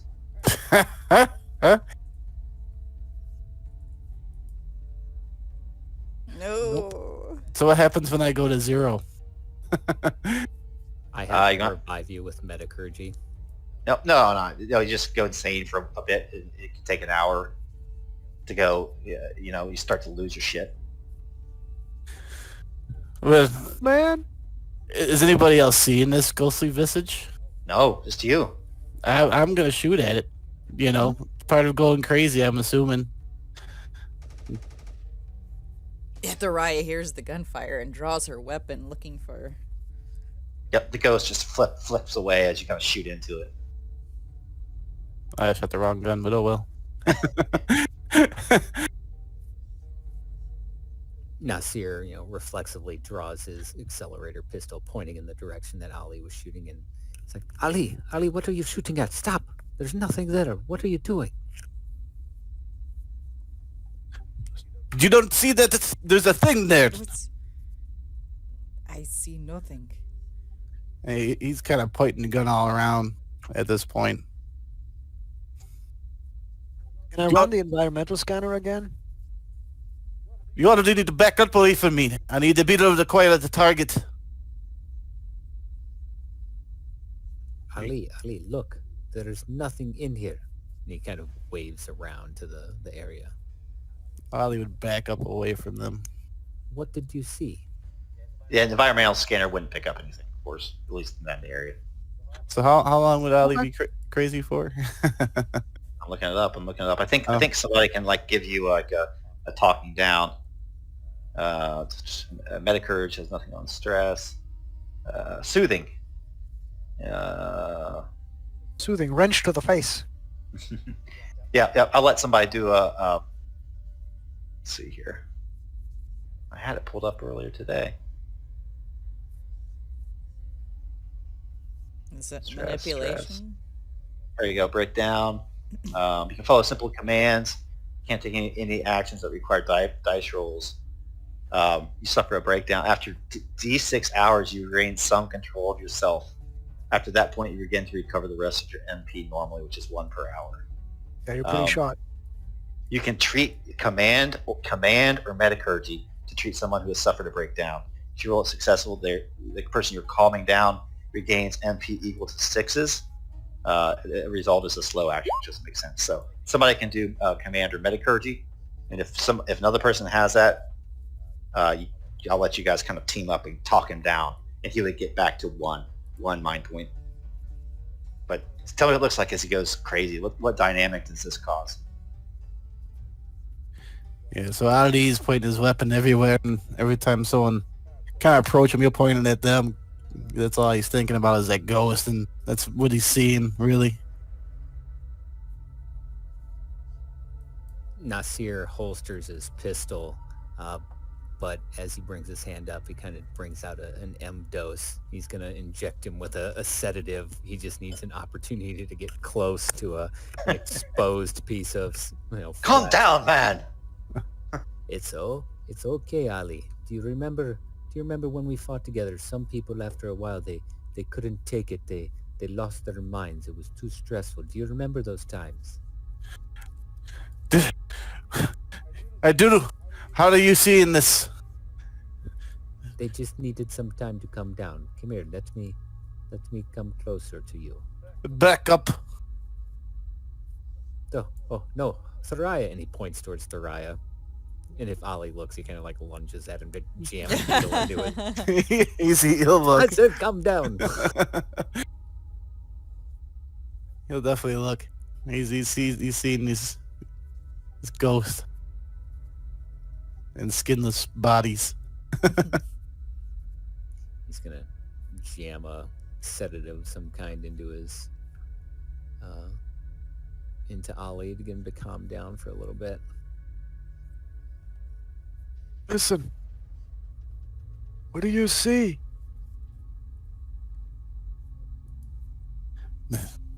There is a man over there. Well, not really. He was like invisible.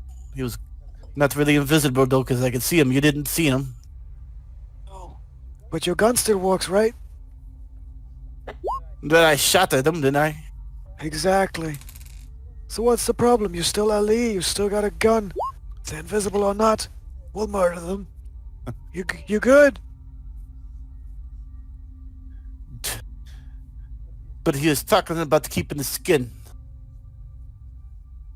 So? You're in your goddamn armor. Nobody's gonna get your skin. Look at you. That something wasn't right. Something wasn't right with the brains, the mind. That's alright. There's always alcohol and drugs for that later. Yeah, they kind of regains Come on, composure. man. I need you now. Something bad happened here. Very bad.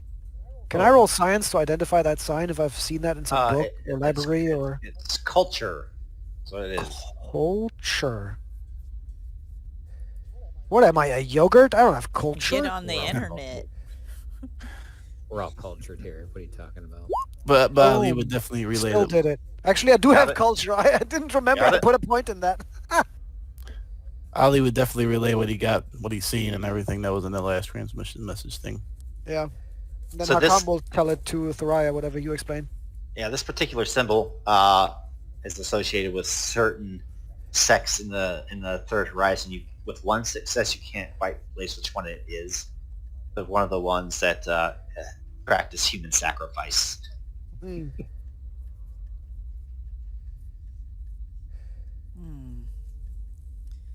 That is... It's something religious as we thought. It's not just scribble. It's something about human sacrifice.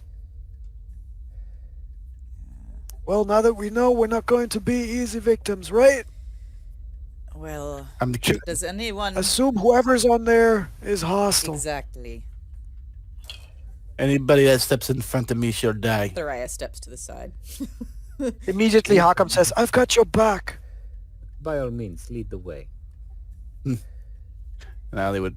Are these the doors down here, Bo? Mm-hmm. Yeah, Ali would start walking towards them. My suggestion before we go in, Hakam, use your proximity sensor. Let us know where they are. I say we take no prisoners, no chances. Kill them all. You got it. I agree. have it on active mode. This mode covers extreme range in open terrain and forests. Hidden objects and threats require a skilled sensor operator to spot. The sensors allow the operator to test technology to find hidden things in their surroundings. Got it. So I roll tech roll? Yeah. Wow, you just dimmed Light my should- vision way down. Light should go down for everybody. Mm-hmm. Everybody should. PC setup. Find all the enemies and all the treasure and the hidden compartments and the antimatter torpedoes and the extra money they stashed in their bed. Look at that roll. All the ones went to the previous roll, so there couldn't be any in this one. I don't want to destroy your surprise party, of course, but that's No, kind of a good roll. Yeah, it's still dark. So you guys definitely have flashlights and kind of like larger lights you can turn on if you would like. The airlock was kind of illumined from your ship side, but as you go further into the ships, it's absolutely dark. If you want, I have both a flashlight, which gives you a longer range, or a lantern, which gives you a kind of a radius, but it's not as long of a range. So it's kind of up to you how you do this. Hakam would recommend, what if we put this lantern on your drone? It can fly ahead and you can see what it sees. She'll nod and Like in Dune, if you have seen Dune, like the flying lamps. yeah. Haven't seen it yet. Spoiler alert. There are flying lamps. Oh my god, the story is spoiled. You never know what you're gonna say after that. No. I've read the book. That's not going to spoil, but Yeah. She puts the drone in active mode and duct tapes the lamp to it. Yeah, I'm a gearhead. I can make sort of any device we need. And then she'll send it like forward down this hall there. Even just like 10 feet ahead of you, right, is already a huge bonus. Yeah. I just made a copy of the Ooh. token. We're going to say that's the drone. And let me click on I assume it generates more light than that with a lantern. utilities, lantern, boom. Oh yeah, so much better Yeah. already. Yeah. And then all of you guys can have a flashlight, maybe? And you guys can you can do that or turn on your lantern. You can turn on the flashlight. If you look over in utilities, there's flashlight on off, and there's Oh lantern. my god. Got it. And then how do I turn the flashlight? Well, the bad thing is you have to turn your token. Oh, You interesting. have to rotate your token. It won't let you give the angle. It lets you give an angle, but it's always starts as up. So if you take Hakam, so see what I'm saying? Like if you take him and if you turn him, I'm just going to turn your token real quick. So if you rotate him, that flashlight will rotate. Oh, cool. Okay, So yeah. it Then he will be doesn't- here and flashlight Yeah. that way Yeah. to see any sort of people who come at him, because he's the one protecting the way back. Yep. So you good. Nasir will have his lantern on. So Sarai, you can fly that thing around and you can tell everybody kind of what you see. Yeah, she's slowly kind of just going back and forth, covering the floor. She stops here where they find another symbol on the floor. Looks at it for a while on the tablet, points it out to the others. Another one of the symbols for this cult. Yeah, same thing. Huh. Then you hit a sudden black wall. Your character disappeared under a black Oh. wall for me.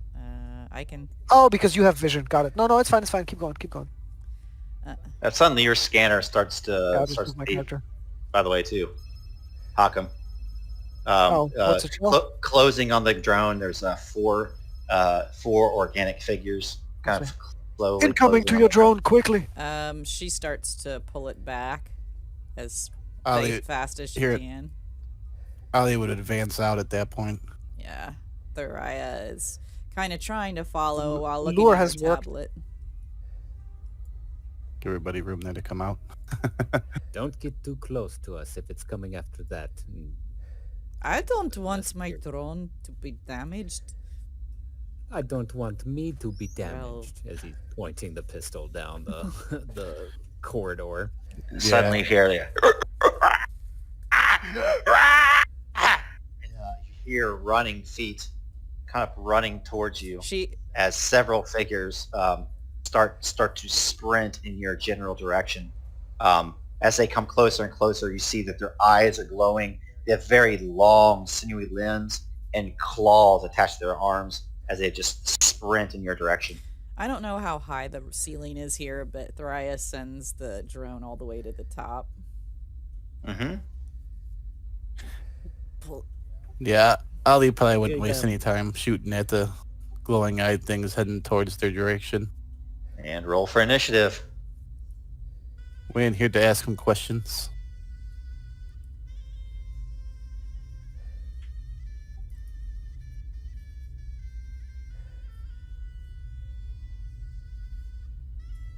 girl.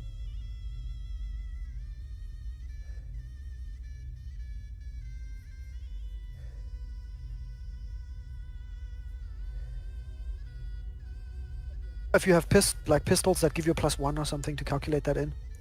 Oh. Hold on. Some weapons have initiative Yeah, modifiers. Some have an initiative, so we have to add that in separate. Hold on. Accelerator pistols do not. Do accelerator rifles? Because that's what I got now. Accelerator rifle does not. Neither does an accelerator No, carbine. no. Okay. Well, I think I go first.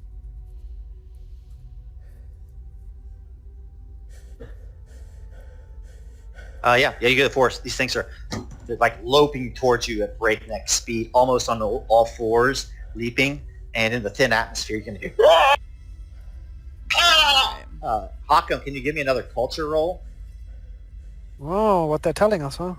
They're like, breakfast has been served. Culture. Boom. Yeah. Here you yeah, go. yeah. So, putting 2 and 2 together, these creatures are... You're a man of science. Yep. You're not definitely used to this. You know, people talk about the darkness between the stars, all these mystical things that happen, praying to the icons. Yeah, everybody believes in that. But very few come face to face with the darkness itself. And these are creatures of that darkness, percepts of that darkness, whether they used to be human or some other creature. They are here now, and they are after you. And there's only one thing that you sense for them, is that they want to rip your fucking throat out. So Thariah, what do you do first? She's gonna shoot at this guy. Yep, I'd say you're in medium range. Okay. And this is an aimed pow. shot.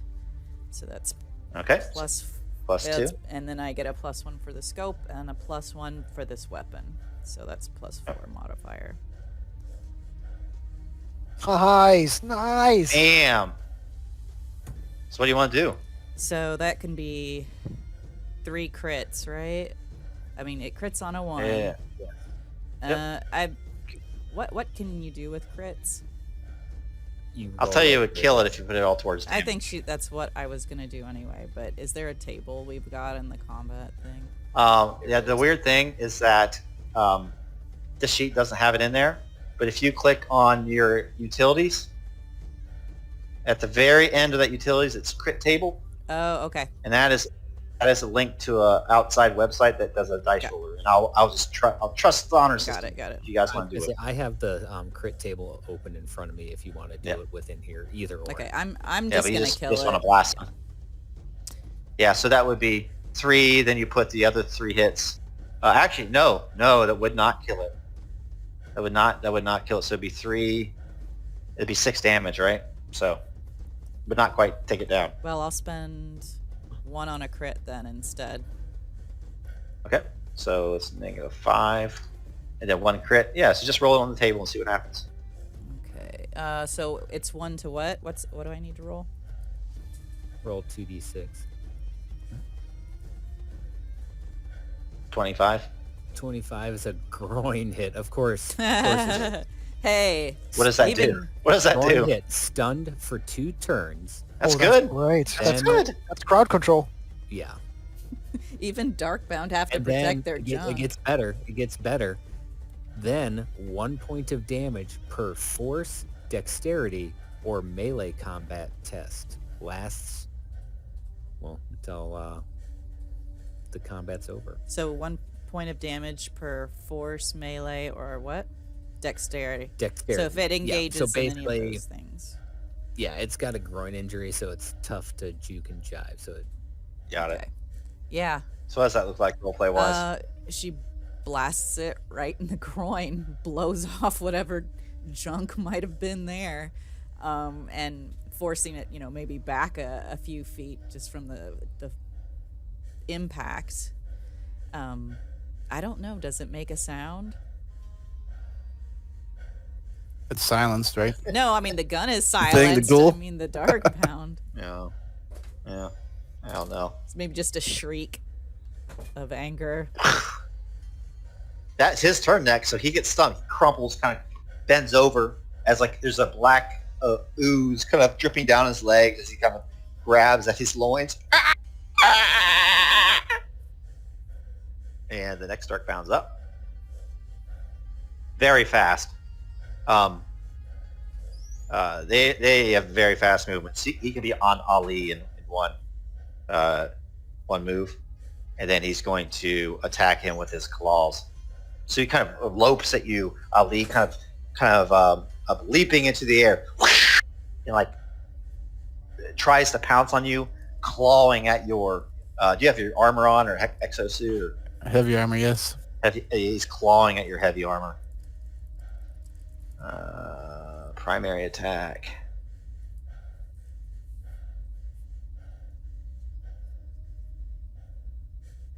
Ooh. Damage, that would be 3 damage. Ow, ow. Actually, it's going to crit you, so 1 damage. And I'm going to roll on the crit table. Oof. Disbelief. Huh? And he Oh, rolls. wow. There's nothing. All Blocks it all gets 3 of more- them. Yep. Yeah, Yes, that's you have fantastic. to take damage. You have to take damage to do it. So nice. So what does that look like? Seeing this thing start crawling his armor, steadies his, the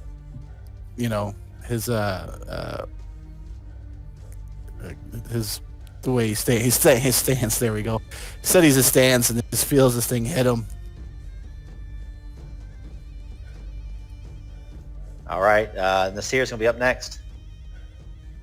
As Ali is dealing with the one engaged with him, he's going to shoot at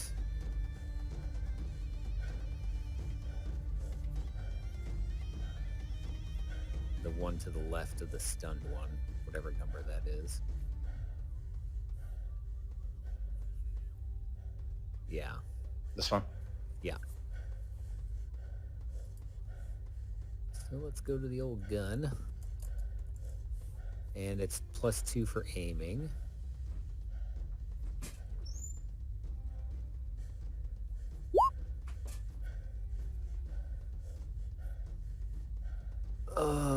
It's a shame. So many dice too. I'm gonna Give him use a dark point? I'm gonna re-roll. Yeah, I'm gonna re-roll. Yeah, pray to the 12 icons. freaking dice. Yep. His first shot goes wide. Frustrated, he says a little prayer to the gambler and fires his gun again, hopefully taking it out. Nothing. Oh. Huh? The heckity heck? Oh, I have 3 dark points. Must have had some left over. Nah, you probably had used them. No, he got I had 2. No, I'm kidding. Ali, your turn. All right. Shots go wide. So now this thing's in front of me is in short range, right? So I don't take a penalty for shooting at it. You will actually with the machine gun because it is like right on top of you. That's fine. I forget what that is. It's -3. Yeah. And this game doesn't allow to just take a step back and then shoot. Yeah, is there an attack of opportunity? He I can't don't think so. He can't shoot full auto if he moves. Ah. All right. So that'd be what, -2 and -3? I guess the minus Yep. 3 isn't so bad because he's hoping to just keep rolling anyway. Basically. Yeah. So what is that supposed to be, a -5? Making a 5. So the initial shot might not hit. Hopefully some of the others do. Yeah, we'll see. Yeah.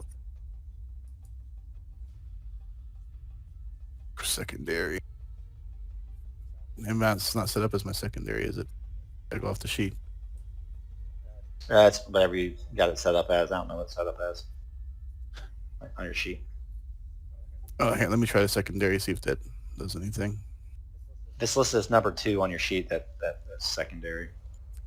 Ooh. Yeah, it said it. It didn't ask me to minus anything, so it's a shot. So take off Well, the last 5. Yeah, that's fine. So So if you roll, did you roll off your sheet? No, I did it to the macro. Let me just do it real quick here. Let's see. Secondary. Yeah, it asked me, give me a modifier choice. It might have been me. I might have double clicked it. Yeah, you probably just clicked through it. Yeah, so just take off the last 5, which is still be pretty good, right? Yeah, it's pretty beefy. So, let's see, let me find it again. It's 3 Got successes. 6 damage instead of- already. And it's critted. Or damage, of course. I mean, it hit 3, so. And of course, this is automatic fires. So 3 6s. Yep. What do you want to do with it? You Keep rolling, bro. Yeah, I gotta keep rolling. Yeah, I mean, you wanna put all the first hit? You want to put it all to damage or? well, we'll crit the one right in front of me. Okay, so you rolled 3 6s, so that would crit. So you crit him, so it'd be 4 damage. Currently, we're sitting at 4 damage and a crit. Yeah, 9, so 4 damage, so he's down to 5. And then let me roll his crit. 34, which is shredded ear. Stunned for 1 turn. No, switch it to 43 because I have the trait. Oh! Crushed elbow. Is that better? Yeah, well, stunned for 1 turn. Then -2 to force and melee combat. Oh, perfect. Which is So- what they do. Which is what they do. Yeah. So he's Nice. stunned for 1 turn. And here comes my D6s. Taka. You might kill him outright. Well, my plan is to spread this. Now, how does the spread the damage work? Would they be? It'd be tough to do with him right on you, man. So there have to be more than one on me. Yeah. Or Well, just- you want to like just spray all around like all the other people Yeah, basically, I want to spread whatever 6s I get. Right? Is that? onto the other guys. Yeah. Uh, You'll I do tried- that with this up in your face. yeah, That's I what I don't was think you can do wondering. that. Yeah. It's GM, I would say nah. Okay, so he'll keep shooting at him. Okay. Well, there's 1, 2, Don't keep doing it. 3. Wah wah. What the fuck? Click. Hey, I Yeah. just rolled 24 dice with no 6s. That should have been a sign. So remember they get a -2 though, right? To their anything else, and he's stunned for a turn, so it's still not a bad turn. Hakon, No. you're up. I will shoot someone. Is there any downside to shooting the one that's in front of Ali in the system? I don't Shooting think so. into melee. Not that I can remember. No. I'll just try and bring him down. He's the closest one too, so that's probably for someone who is a novice shooter. I could use Makes dark points. Makes the most sense. Great. That is our ranged, but these are not in order, so it's probably somewhere up there. And you'd be at close range where you're at. And then if I aim, I get a plus something? +2. Oh, cool. Let's try that. Maybe I can hit him. Nah, I don't hit him. Worth a try. Sometimes it'll work. So you pop off your gun. Yep. And it just flies wide. In the meantime, Ali's getting clawed at by this thing. At last, this dark bound is this one here, and he will roll up on Ali too. Yeah. So lopes towards him, seeing that he's already in distress. And he attacks. Just imagine this is the jungle game, guys. You did really well there. And he's going to pray to the icons to re-roll. Oh. I don't think he's praying to the icons. He's praying to some dark power. Yeah, he uses a dark point. Yep. 1, so that would just be 1 damage though, so roll your armor. Yeah. Oh! Hey, that's why we invest in good armor. There you go. Clink, clunk, plink. Need to add some ablative pads. Yep. Well, yeah. But the very first hit is the one that it takes, I think. Even if it's just 1 damage. And this one goes towards Thoraya. Just preternaturally fast, how fast these things can move. Yikes. And they're just right up on you, Thoraya. And there he goes. All right. It's a hit. That is a hit. Okay. Armor. There's armor. How many did that roll? Man, that's a one. suck roll. Okay. So I take it. Take 1 damage. And then you're up again. So I'm going to take a -2 because this guy's right on me. Is that the way that works? Yes. -3. -3. Because you have a rifle, you don't have a pistol, right? Yeah. Yep. In that case, can I move? Or You can. Let me see here. Combat.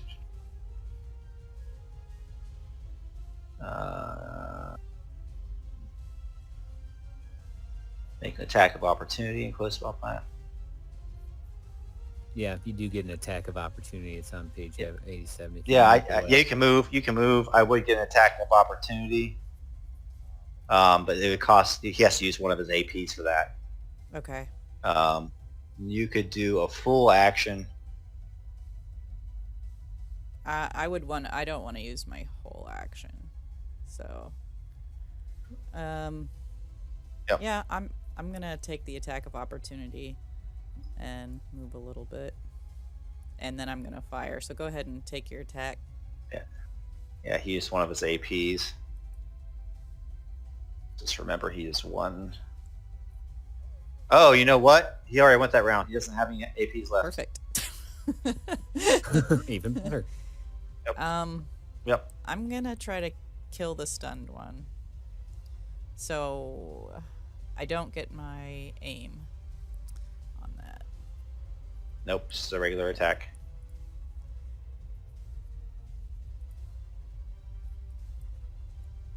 You can do it. Yay! All right. So that's 3. He's like on the ground. It's black blood type material gets splattered everywhere, and he's just writhing around in his pool of his own ichor. Not quite dead yet, though. And we're back. And now this guy is getting up off the ground, but that's his turn. And it's the Darkbound that's on Ali. And he will go again. Bo, Yes, this is now round 2. it is round 2. Wasn't that guy stunned for 2 rounds? Meaning he would be Yeah, out. he didn't go. He didn't go the And first round or But the then the second next round you'll have him go, which means that's his second round. The next no, round. No, last round was round 1 because he got stunned before. He was the first one. Oh, we to go. prevented him from going in the first round. Got it. Thank you. Moving on. I think he rolled the highest initiative besides Thoraya. Yep. So this Got one's it. on Ali. He is going to. Let me see here.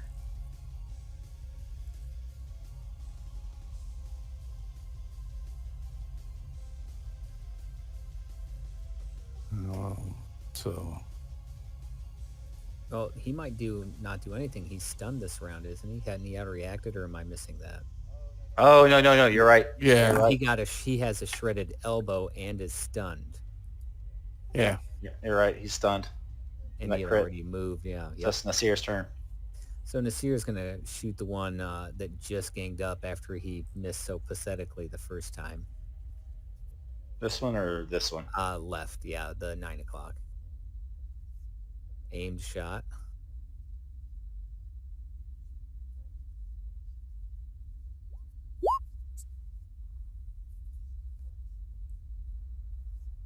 It does 2 damage to him.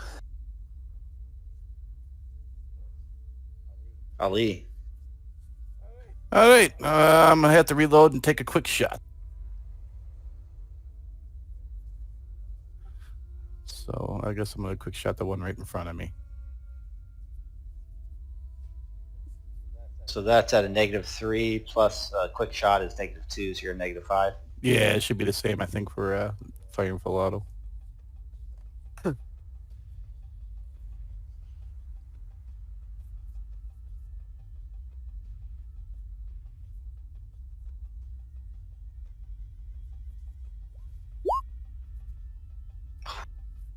What a roll.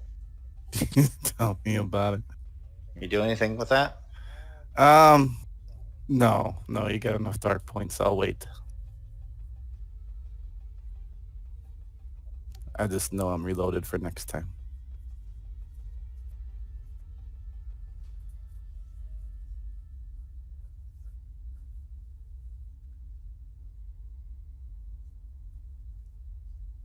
All right, Hakam, you're up. Which one looks the most hurt? Is it the one in front of Ali, who's getting pressured, like this one? Yeah, that one. Yep. I'll aim and shoot at him. Or them. Ranged combat. 3. 2 from aim and 1 because it is braced fire against cover. Wow. Maybe not. You guys are going to get eaten. Yep.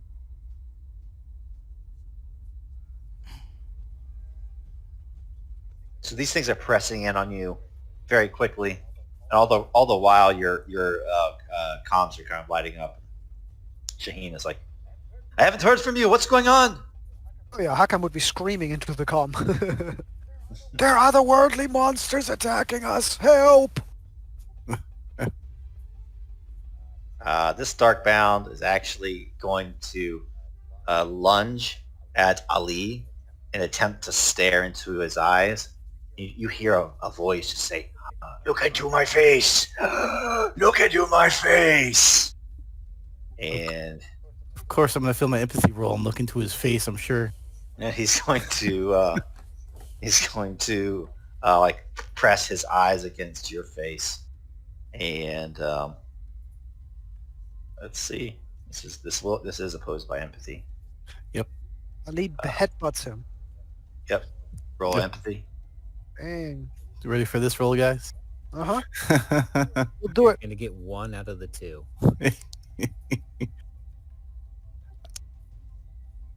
Where That's is- one. That's one dark point to use that, by the way. So.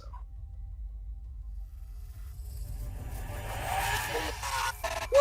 Oh hey! my god. meet the Oh my headbutt. god! What the hell? He stares into my eyes and sees something worse. Yeah. I like that. The monster goes, Okay. oh, Whoa, you're whoa, one whoa. of Yeah, us tell already. me what happens though. Yeah, because you've just seen the ghost. Maybe you're not rattled as easy. So the dark brown grabbing his head, staring into Ollie's eyes, and Ollie's staring back, and he just hears it stare into my eyes, and Ollie just kind of stares at him and goes, "Fuck off," and he headbutts him. Yeah, this one again rushes towards Thariah, and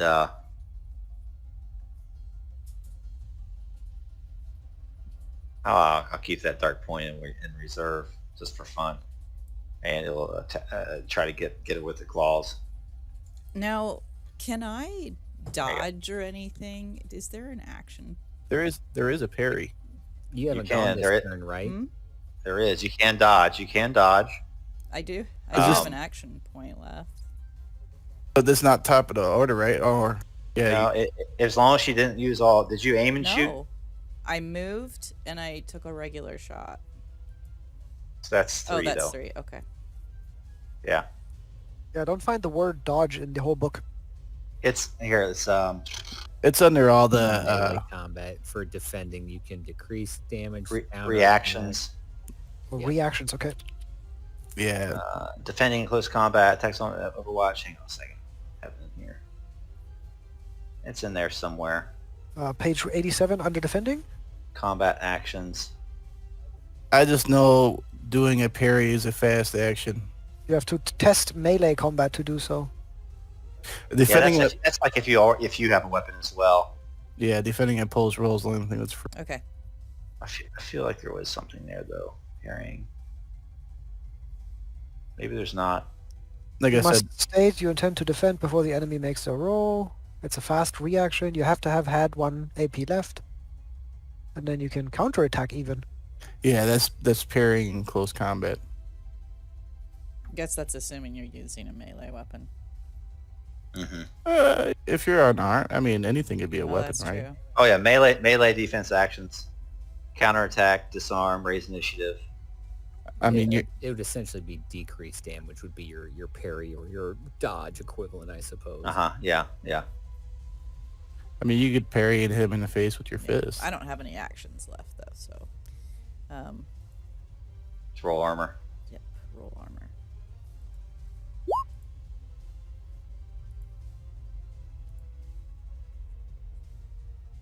Hey, take nothing. Slashes against her That's good. new armor. Good armor. And we're back to the top. All right.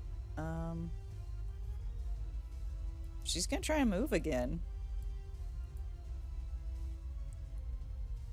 And I'm gonna try to kill that one. So did moving only take 1? That takes 1 AP. And if Yep. I take a quick attack, that takes 1, but it's -2, correct? Correct. That's what I'm gonna do. Learning the system. Technically, you can't do it at more than short range, though. A quick shot, you if I recall. can't? Even with a rifle? I don't know. Let me look. You can only fire a quick shot against enemies at close range or short range, or using a rifle, I imagine. I don't know if that would Well, I mean, how qualify far for can I move? Can I get within close range? Well, that would use. I mean, how far? Yeah. Oh, yeah. Yeah. You're right because you're moving, Yeah. right? Yeah. That'd be fine. That'd be fine. I'll allow it. Nice. I mean, short range is up to 20 Right. meters. I would even. Oh, feel wow. Yeah, that's pretty far. Okay. So that's just at a 0 modifier then, because I normally get 2. Mm-hmm. bummer. I'll do it again, because I still have 1 action left. Yep. There we go. Nice. That's exactly how you do it. So that's 4. It kills him. What does it look like? As this one approaches her and slashes, hits her armor, she kind of does a duck and roll and then comes up running, determined to start eliminating some of the enemies, and she shoulders the accelerator rifle and shoots this one as it's still struggling to regain its feet, hitting it in the head, and a splatter of black ichor, comes from the exit wound, and it crumbles to the ground silently. 1 down.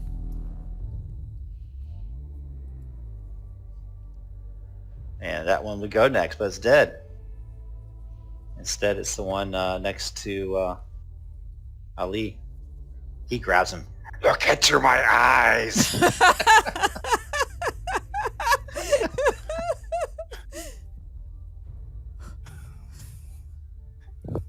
Look into my eyes. All right. Oh.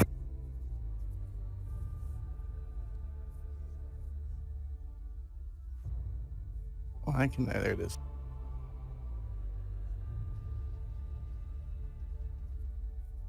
Nothing. Yep, even with praying to the icon is not shit. Give me another one, huh? Well, it's about the men are meat. Harmless. I guess I would have to use one to. It's a wash since I had to use one to use the power, right? Yeah. So that's one left. So how many mine am I missing? Minusing? Nothing. Here's the text of the Okay. power.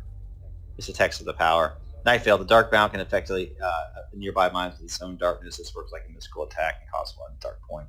You experience the world as dark, cold, and surreal. You go into the Wraith world like Frodo, seeing, thinking, and and acting becomes harder. -2 to observation and all advanced skills and initiative, unless the victim wins an opposed rolls using empathy. Okay, so you can kind of role play what that looks like to me. So this time, as the Darkbound grabs him and makes him stare at him, he kind of sees the eyes glowing at him, and before he can react, he just sees everything getting dark and it feels cold even though he gets a suit on.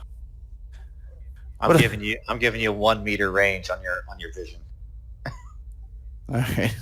as your world goes dark. And he's just like pressing his face up against yours, and the world goes dark, and you can only see things in shades of gray. You feel coldness kind of seeping into your bones. And Nasir, Thariah, and Hakam, you can see that something very wrong is happening to your friend Ali.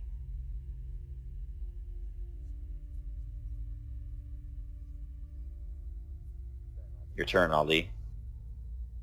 All right. So what's all this? All advanced skills and initiative. So that means every time How I did shoot, I get. skipped. Oh yeah. Not that I've done a goddamn thing this whole time, but All right, it's Nasir. It's your turn.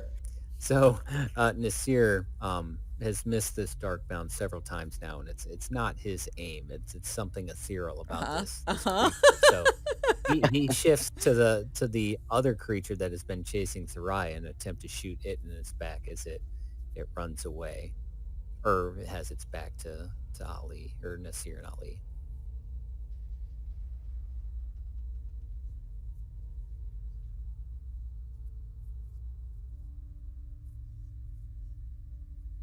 Which thing are you trying to shoot? The one that just said, "Look into my eyes"?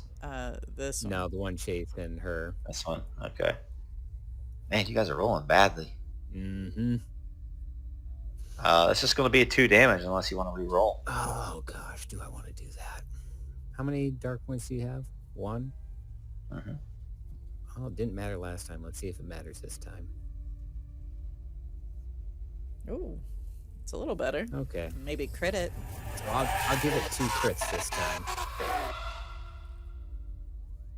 Let's see if I can knock it out. I'll do it on You here. still only rolled 11. Hang on a second. Okay, yep, yeah. This is just a 3 total, isn't it? So it's 2 crits to this dude here. So it's a hit plus the 2 crits. So do you want to roll Seeing, yeah. I got 2. I can pick which one doesn't them? say. 35, 33. Let's go 35. Stunned for 1 turn, then minus 3 to dexterity. On top of a whopping 2 damage. So 35. 35 was the gouge shot. You just get to pick. You don't get to do both. So he's stunned though, at least. Yep, I went with stunned as opposed to minus 2 to ranged combat. Yep, makes sense. So he just like falls down the ground, writhing in pain. And now you're up, Ali. Oddly, that power doesn't affect your ranged attack. Well, I mean, they're within close range, right? Yeah. But this is advanced skills, so that wouldn't. No, it doesn't count. Oh, Range does not advance. all right, perfect. So let's put these 2 to sleep in front of me. Then he's gonna go full auto. Since they're the only 2 things he can see now, he will eventually spread his fire. So I'll be distributing some d6s around because they're within close range of each other. You're just like they're right on you. You're just like Yep, he's spraying bullets. That's it.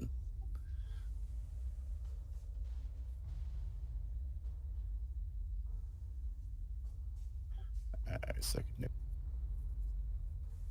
All right, so it's -2 and -3, so -5, right? Yep.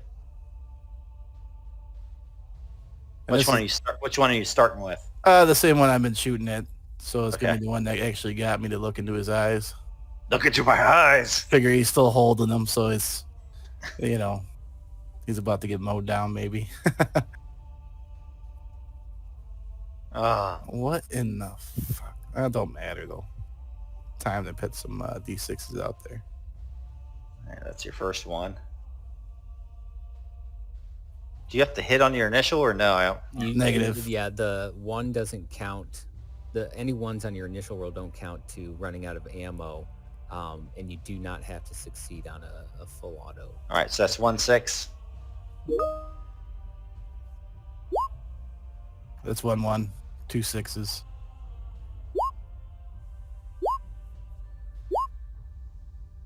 That's 2 1s. That's 3 1s. So you got two 6s. You gonna Two put that hits. on one or spread them from around? He's got the. Use him on the one he's shooting at. Okay. If you spread them, it Scroll. does full damage to both. Does it do full damage to both? Each hit does full damage the first hit.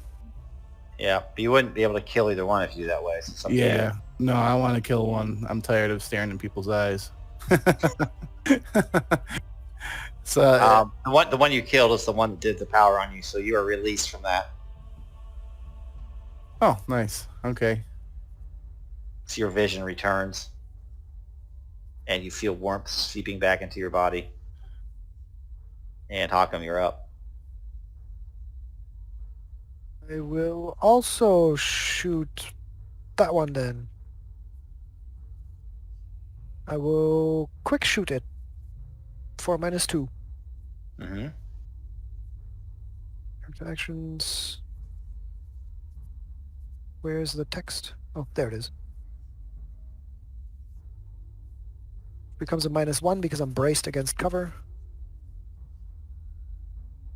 Nope. I'm gonna try that again. -1. Nope. Lots of bullets coming out of his gun though, so that's great. You're gonna keep 1 AP in reserve. Yeah, if I miss again, then I would have. I would You have run to out of reload. ammo. Yeah, exactly. I don't want to do that. So yep, that's it. All right, this Darkbound is going to keep going after Ali.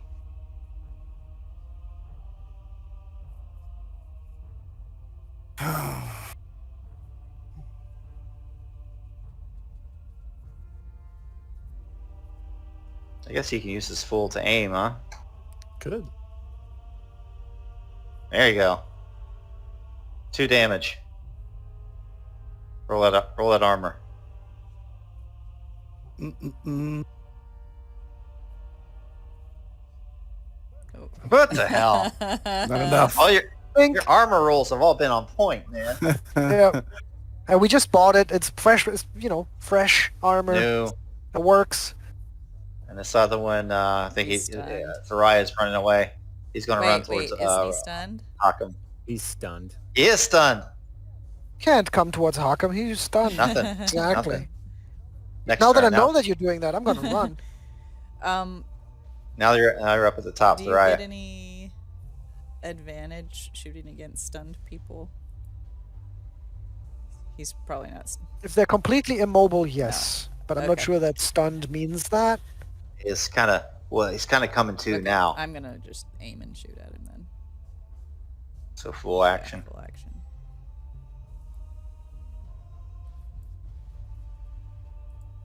Do it.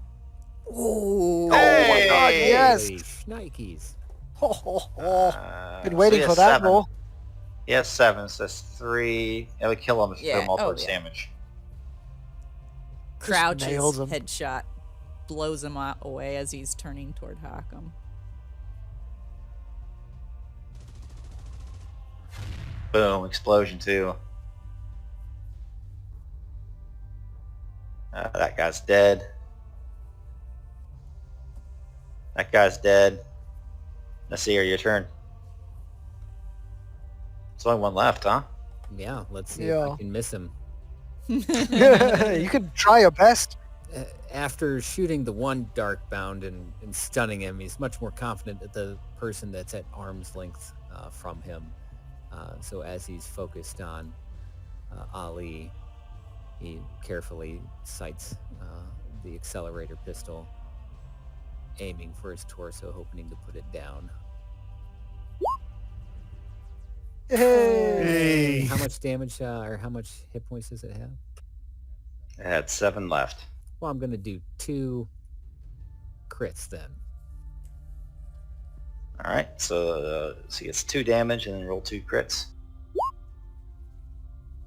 24. Weak. Hey, I'm gonna. Wow. I could knock its teeth out and see how it likes it. Oh, But instead, following the success of Tharia's groin shot, he, for a 25, also hits it in the groin, stunning it for 2 turns. oh, that's then great. 1 point of damage per melee combat afterwards. Okay. Yeah. Yep, that's I think their I, weakness. I think we can just That tilts the combat in our favor. Totally. yeah. As it falls to the ground, Ali just levels his machine gun Yeah. to its face and goes, Yeah, "Look into this." Yeah, we can just enter kind of role play mode at this point if you want, Sure. Nice. because yeah, you guys to finish him off. Yeah, so seeing this here shoot him in the dick, or if he has him, Ali's just gonna unload. He's gonna waste the whole clip and into it and reload. And think about shooting it again. Ugh. The fuck are these things? Akam heaves and then quickly picks up his scanner. Like puts the weapon down, picks up his proximity scanner and checks it. You know, like in the Aliens movie. Yeah, Nasir goes over to Ali. Are you all right? You looked like something had happened when they were screaming those things at you. Ugh. I can't explain it. Everything got dark and cold and it weird. It's like I was transported somewhere else. But they're okay now. It seems like it, but he kind of looks around. I don't know if it has any other effects. Thariah has started taking her drone around again, and she stops, stares at the data pad. Oh, there is a great pile of bodies. She kind of points. You can see the drones kind of gives feedback that a lot of these bodies, they've either been disemboweled or their throats slit or just kind of ritually mutilated. She grimaces, swallows hard, just continues to scan the room. There's ladders going up. Hakam, are you getting more signatures? What am I getting, Bo? You don't have anything at all in the immediate area. Yeah, I see nothing. But you're only giving me the immediate area? Not the rest of the ship? There are stairs going up. There's nothing in the rest of the ship. Yeah, nothing Okay, like okay. this dark, the dark spawn or whatever they're called. Because you had initially told me there would be 7 contacts and we found 4, or am I misunderstanding? Yep, you did. Do we know where they would keep the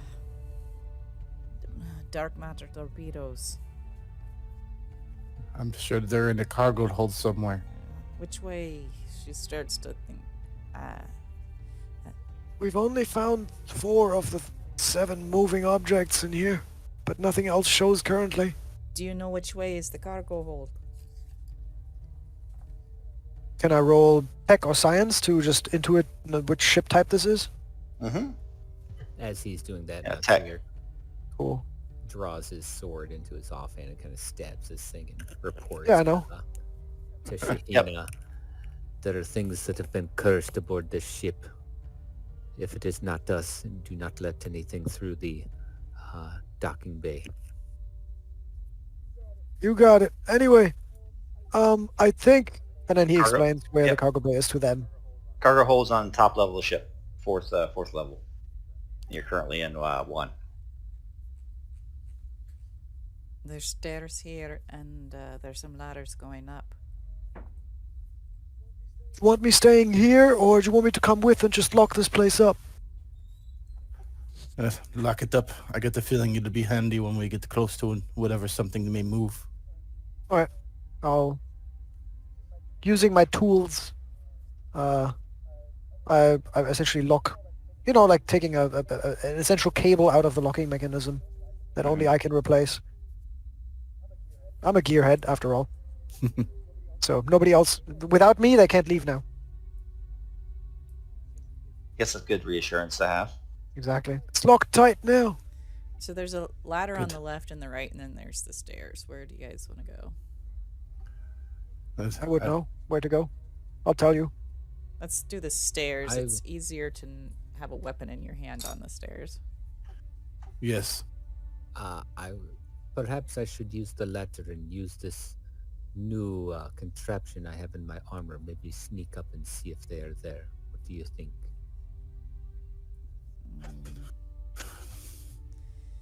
But you could do the same stairs. But yes, if you'd like to recon, then using the ladders, just remember, if something gets on there with you, you won't be able to fight it. What is the quickest way up, Bo? The quickest way, probably the stairs. Stairs. The fastest that- way will be the stairs. Well then, let us do that. Ollie's gonna poke through the bodies, make sure there isn't one like just sitting there hiding or something. Yeah. As you So- go through, you get closer and closer. Their entrails are just I'm not spilled doing out. that. Nope. Yeah, some of them are just kind of out of their bellies, wrapped around their necks, as if somebody like strangled them with their own bowels. It's Yeah. horrid stuff. Ollie's gonna pull them apart so they're no longer in a pile, so that way he can see the floor.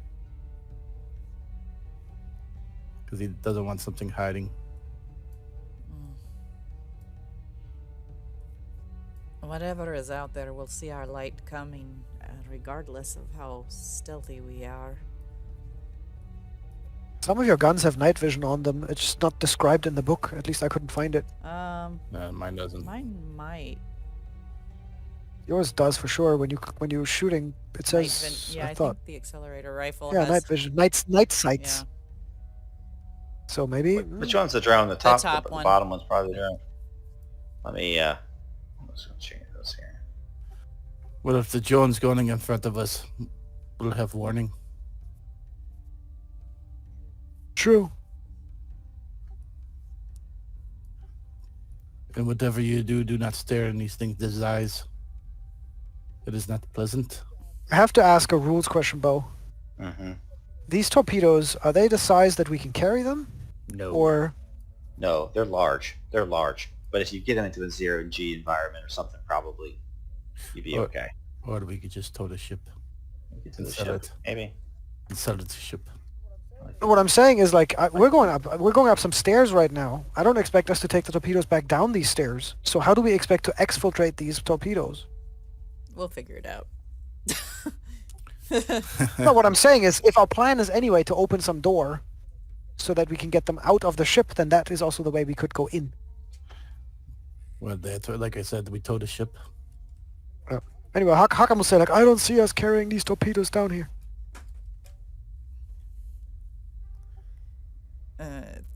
Thariah listens, but continues to send the drone up.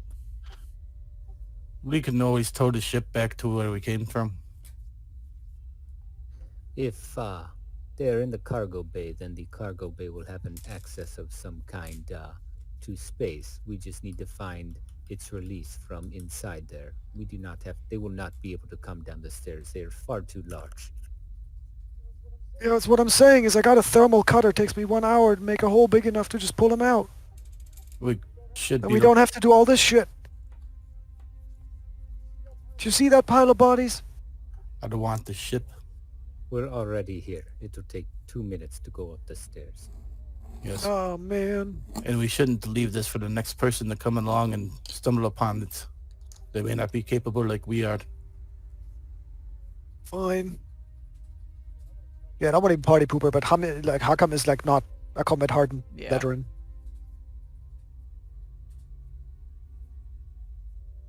As you come up the steps, it's just a scene of complete massacre. You get into living quarters, and there are more people. Their bodies just completely destroyed and wrecked. There's blood strewn everywhere.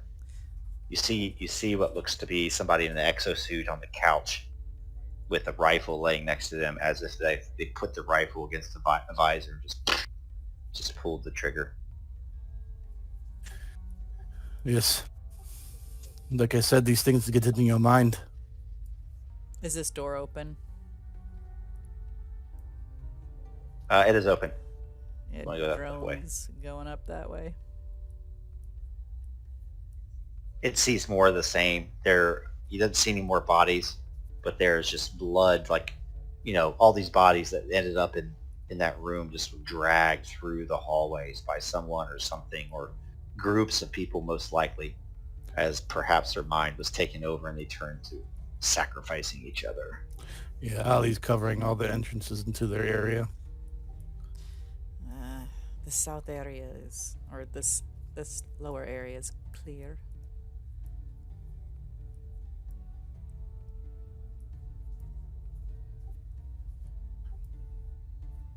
So then we probably have to keep moving up. Yes, you see any- let's go. Do you see any of those things back there? More bodies up here.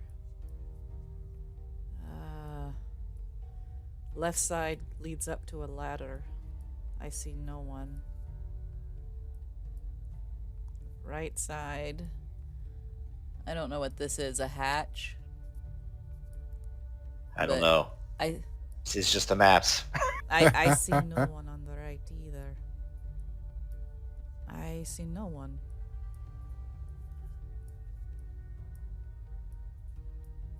Well, like Akam said, there are 7 of them. They're down to 3. We need to keep moving. Yes. Up. Well, if none of them are back there, then yes. We need to eliminate them before we try to take the torpedoes. So, I guess there's a ladder up to the left. That's where we go. That seems to be the only place to go. You keep going up you the can steps. keep going up the steps. Okay, yeah, all right. Yep, this floor's clear.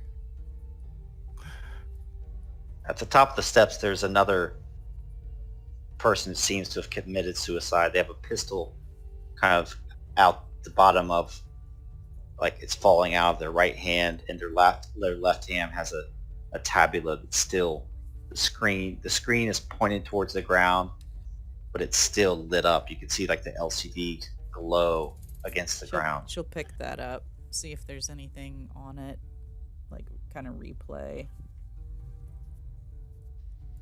And as you pick it up, there's this text on there, and perhaps a picture of a young woman and child. And it reads, "My dearest Sarah and Nahid, your father will not be returning home, for his sins are too great. I have done unspeakable things aboard the Black Star, though I know not how or why. But please, for all the blessings of the Icon, do not stray into the Aiwaz system. A nameless, faceless terror awaits here, and against it there will be no respite. In the dark between the stars there is a fate worse than death, and I have met it. I will love you always, the Unforgiven."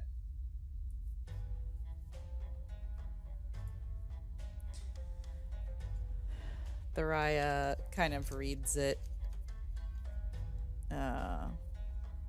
shakes her head sadly, kind of pockets the tablet. We can go over this later. It's nothing relevant to the moment.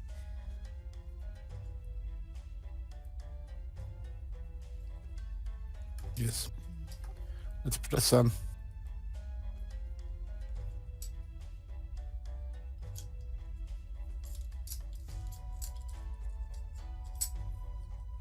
As you continue up the steps, it's more of the same.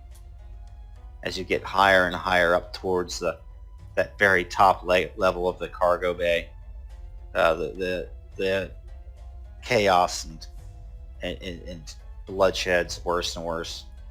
Again, you come across more kind of ritual type sacrifices and hieroglyphs painted in blood throughout the entire ship. And that drone, you see something strange on the drone, Thariah. What's that? Give me an empathy score. Empathy Okay. check.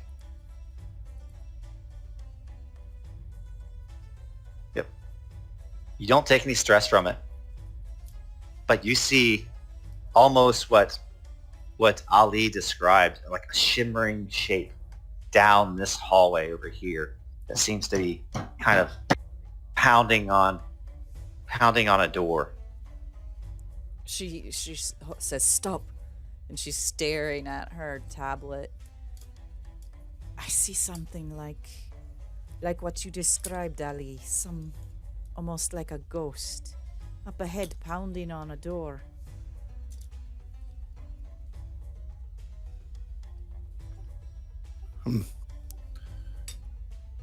Perhaps we should go see if we can get it.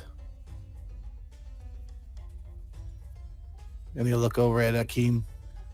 Does it register on your proximity meter? That's Nope. for Bo to answer? No, it doesn't. No, it does not. No, there's nothing there. Nothing that is alive. Yeah. What way to the torpedoes, Bo? Up the steps. Yes. This way, or Let's- keep going? I think we should see what that thing is going towards. But the payout for the torpedoes. There was a saying on Coriolis, if you stare into the abyss stares back. Thoraya sends the drone in here if the door opens. Does it open or not? No, Okay. it doesn't. But Ali, empathy check. What? You're going towards it. I didn't go in the hallway though. damn it all.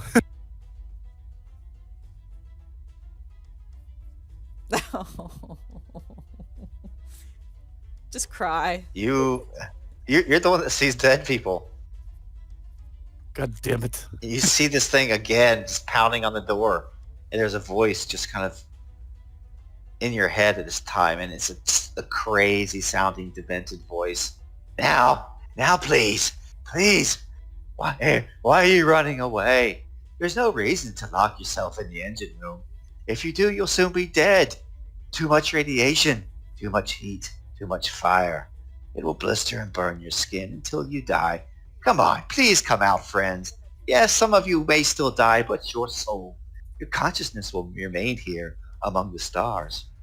Behold, Mukab, servant of the Faceless One, is among us, and he demands that what we hold most dear must be sacrificed. The ghost goes away, and you lose the rest of your mental points again.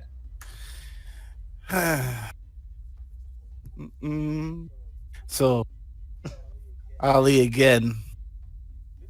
Didn't really see it that time. It's talking. It's in my head. Nobody else heard it except you. Thoraya just looks back at Nasir and raises an eyebrow. Kind of creeps past Ali. Don't go down there. It's down there. And you come up. Ali, You what did you see? Come here, tell me. It's the ghost. It's not What- there anymore. Whatever it is. Don't go down there. Thoraya's gonna try to open this door. Is it locked? Thoraya, wait. Yes, And it's locked. Nasir's whipping out more happy stuff to jab into Ali to calm him down. Here, come here. Come here. All right, It's okay. can I try to use technology to Cool, get it cool. open? I'm gonna stab him again. Again, no, your Geiger counter's not flipping out or anything. Another Welcome. endo. Some This my lock body. is too tough for her. Yeah, hold on. How come? Perhaps she kind of gets on her communicator. Perhaps you can get this door. It is too Ooh. tough for me. You're right. Two. Perhaps I could. I think this is the engine room beyond. Yes? Yeah. No torpedoes in there. Ugh. So as Nasir does his medical energy test, is that 2? Does that mean I get 2 points back now, Bo? It does. Oh. And then he's gonna relay what it said. He said there's radiation and heat in there. There's something inside of it. No, there's no radiation there. But no matter what, I will not serve on the ship. I will not take the ship apart. The ship is cursed. We get the torpedoes, we get out of here. No selling the ship. There's no profit in this. I am in agreement with Hakam. This is a cursed ship. We get the cargo and we leave. But there might be somebody in that engine room. There is not. The ghost was talking to it. There Yes, won't it be- was, but there is not. I've got sensor readings that there is not. There won't be when we set the reactor to overload. Perhaps there once was, Ali, but they would have been in there a long time.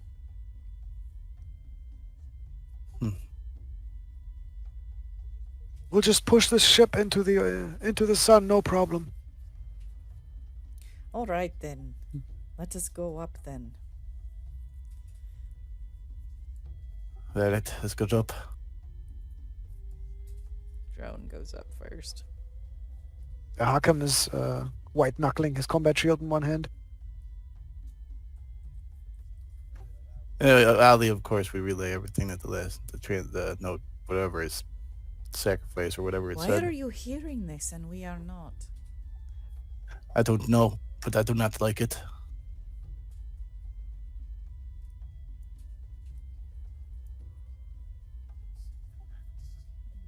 I could hear it clear as day, like it's inside of my head, like it's talking right next to me. We've just seen Ignore it. We've seen It's some not ugly us. things. You need rest when we get back. It is okay, friend. No, I believe him. I saw something on my tablet. I do not understand it. Yes. Thank you for making me not crazy. Well, are you getting any... Some things are not to be understood. Hakam, are you getting anything on this level? Am I?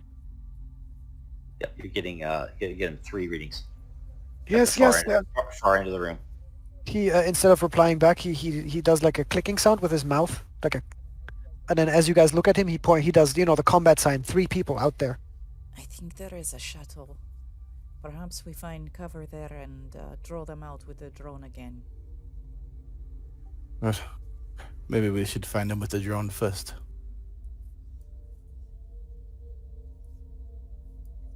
He sets up his combat shield near the door. Yeah, Ali would hold his machine gun up, getting ready to barrel in there. Another pile of bodies. From the door, you could probably just mow down the entire room. So maybe we'll just put the shield in She front of you. says, "Oh, I have found them." As you say that, like whispered into all of your skulls, Oh, you hear a dreadful voice. Welcome. Welcome, children of the stars. I sensed your presence immediately as you came aboard this cursed vessel. It is here that I, Mukaba, servant of the Faceless One, came to receive some tribute, but my appetite is yet to be sated. Come hither so that we may take counsel here in the dark between the stars.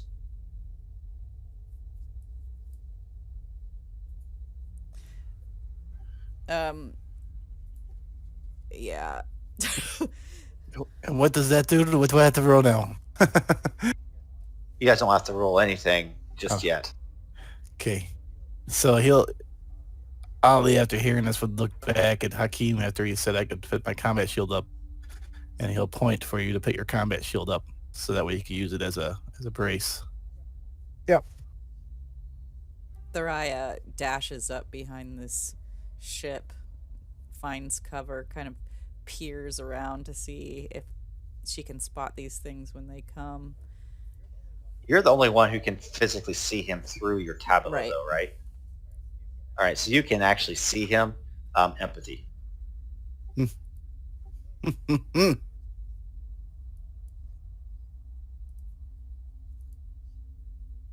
Nope. 3 stress. Okay. She shudders. So as you see this creature, this being, even over the tabula, it's a great looming horned creature with a veil over its face that's stained with blood. And even through the tabula, this thing seems to speak into your mind. It looks at you with this gazeless kind of void through that veil. Soraya, come hither. Come hither. And he's going to do another mystic power.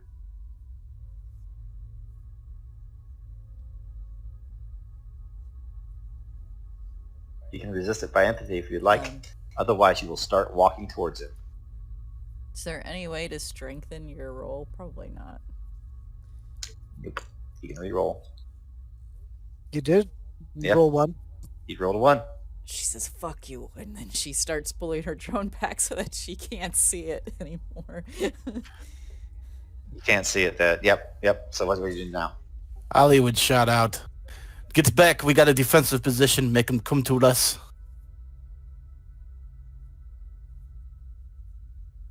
She starts to back up. And you're like visibly trembling Yeah, or something, I'm probably. sure. Ali would rest his machine gun on top of the combat shield that Hakeem put up in front of him. She'll like raise the drone up kind of over the ship area, watching for their approach on the tabula.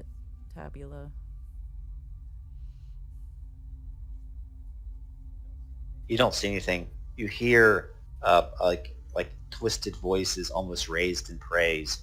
That growling, whispering voice of the Darkbound, praising a being called Mukab. What we need is like some sort of boom box to drown them out. That's not a problem. You did see the torpedoes nearby there, by the way. Oh, nice. Yep. I mean, if you just want noise, I can make that happen. But I'm not sure that that does anything. I guess, It maybe? would give I don't us know. some cool theme music.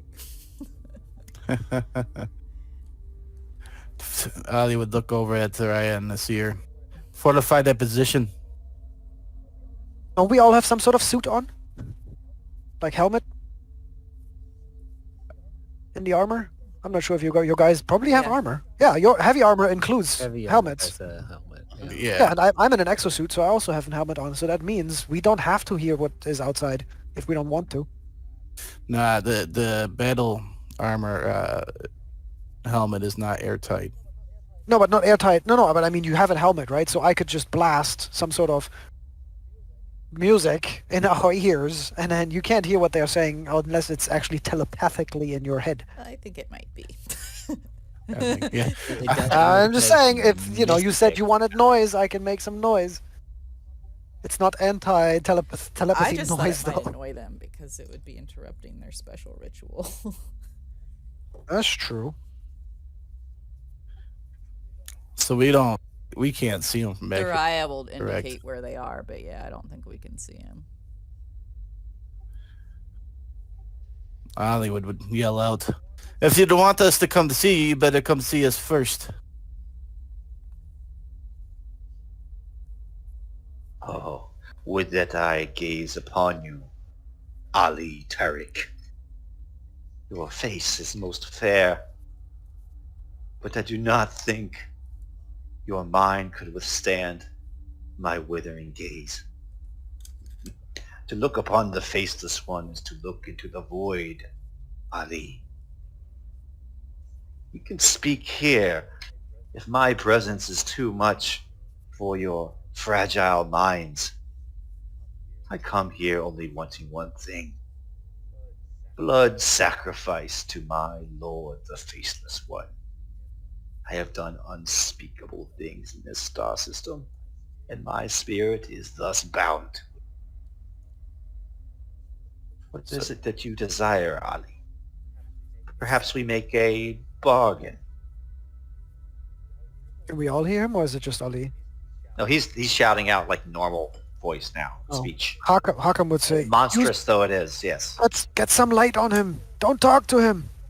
Get some light on him. The drone. Uriah says, I cannot look at him. Well, just send the drone and then don't look How at the can I send tablet. the drone if I don't know where I'm sending it? You already know where he is. He's on the back end of this room. We just Don't- need light to shoot it. She'll kind of direct it generally, toward the Yeah, then just stop ceiling. looking at it, right? Once it's there. Yeah. Are we able to see him when the drone's over there, Bo? Or is it? They should be spotlit now, right? Yep. If you see him and you look at him, though, you take that empathy check. Yeah, but you can. I mean, he has a machine gun. I'm assuming he can now send bullets downrange. No, he cannot hit on that range. No. No. But these are machine guns. They shoot like 300 meters, 400, Yeah, it's all like dark. 1,200 So feet, whole area is dark too. but not I mean, the end where you they're. have it spotlit. So are you Right. gonna look at him or not? Ali, Look at me. Look at me. Ali, because he's thinking he's here, and I keep talking, and as soon as it's spotlighted up, Ali will look because he's gonna see if they're in range. Nasir's gonna look and shoot. You actually can hit him short range to long range. You can hit him. It's not gonna be. But he has to look at him to hit him, so he's gonna set up to aim him. He's actually looking at him. He's not closing his eyes to do it, right? Nasir is gonna brace up against the door and wait for him to see, and then he will make his check and then shoot. So How bad this is. So Ali, as he sets up, because he's looking for the drone to shine a light at him, drone does. Ali stares right down at the group of them. I take 1 stress. You take 3. That's- all right, and I take 3 for getting a roll of 1. Yep. Oof. oh, so I take 3 as well. Yes. Well, that minus me to 0 again. Hockham. Just empathy. Yes. Culture? No, yeah, of course, just empathy. I think actually. There it is. Yeah, no. You take 3. Cool. You got it. So Ali's the only one that breaks, though, right? Yes. Ali breaks. What does that look like? I don't know. You tell me what was he doing? Is he causing me to go crazy? If he's trying to get me to walk towards him?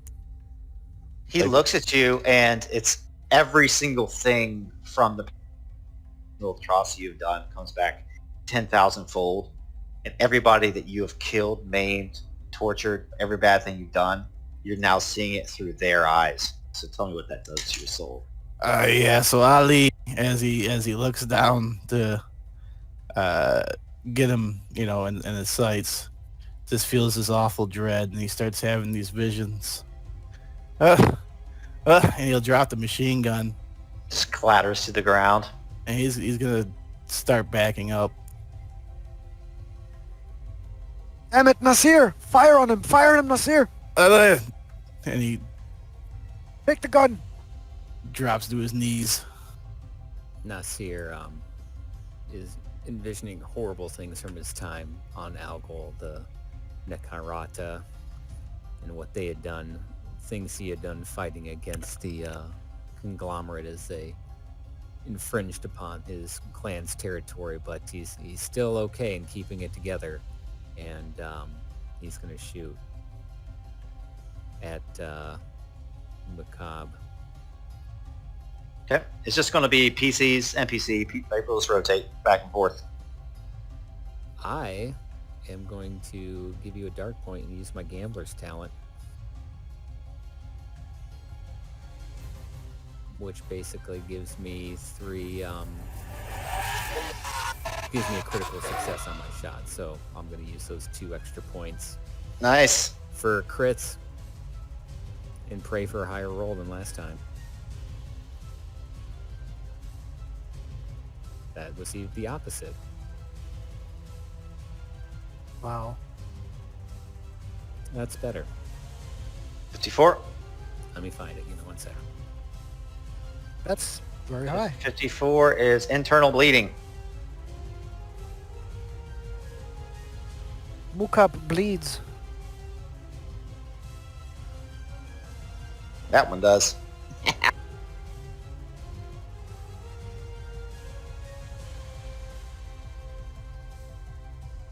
Unconscious D6 hours. The 1 point of damage per force, dex, or melee combat test. Do we need to roll initiative? I think Tharia's gonna seen Ali go down. No, you guys are all going first. You guys are all Alright, going. she kind of goes up there and risks looking at him to take a shot. Yeah, you've already made your check, so. So that would make him go unconscious, though. At least this form of him. That's a terrible roll. If unless I'm reading that wrong. Well, she hits him too as he's going down. No. Can we first finish Nasir's like the resolution of his shot? I thought that Yeah, was did he disconnect? Yeah, you ought to That make the was hit, the right? resolution. Yeah, I don't have to roll to hit. It's an automatic critical success, so that's 3 6s. I used the 2 extra for my crits. The first one was knocking the wind out of him, and the second one was the 54 that he was just talking about. So he does 2 damage, but then he would drop unconscious, the internal bleeding for 1d6 hours. I'm just going to do it for fun. You see him just kind of keel over and slump over as he starts to kind of walk towards you guys. The supplicants continue to be on their knees, kind of worshiping his form, if that makes any sense. And now it's Tharia's turn. Well, I hit something. If Mukab's down, then I'll aim for this Darkbound. 3 damage. He is down.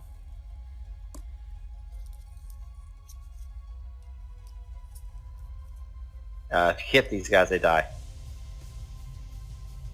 So that one's down. Who was next? Hakim?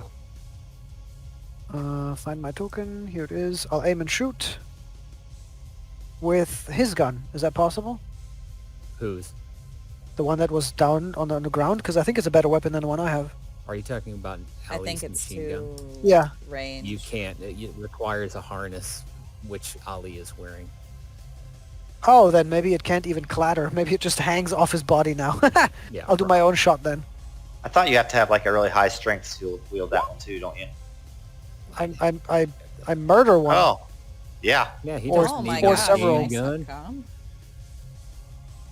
Sometimes. All right. So Well, kills another one. yeah. Nasir, if it's his turn, he's gonna, after surprisingly putting down this creature of unspeakable evil, he aims at the 3rd Darkbound with his pistol, hoping to finish it off. As he's braced against the door, he unleashes a shot. Oh my gosh. And fucking obliterates it.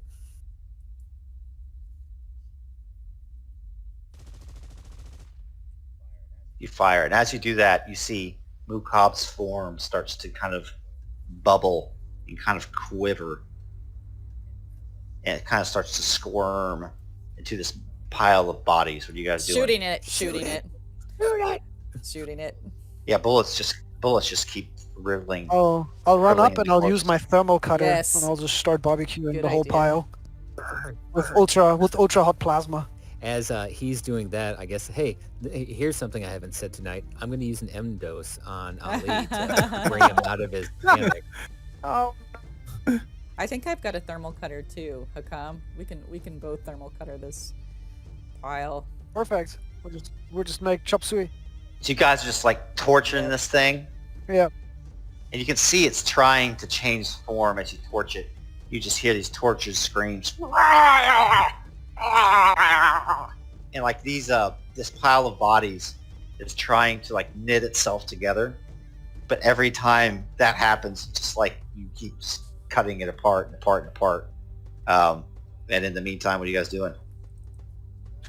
Well, Ali is gonna start his composure. Can't wipe his tears away in his from his mask, but when the M dose hits him, that is unspeakable.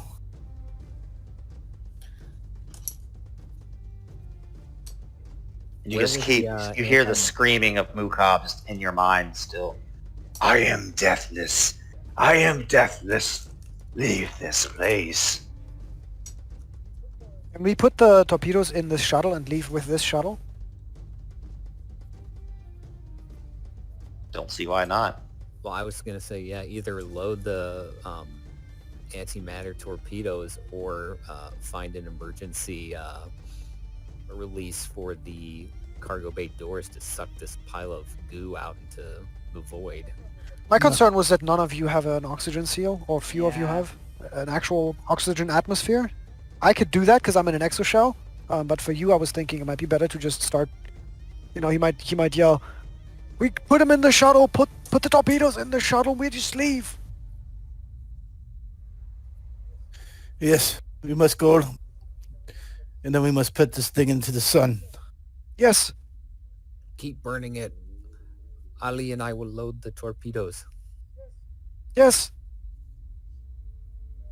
Yeah, Ali would waste no time sprinting out there to do it. He's still talking to me in my head. No. Shut up, she says. Thariah says she just... Yeah. Listen to us. Listen to us. And then he clicks on Shahina. We're loading the torpedoes now onto a shuttle. It took you a long enough time.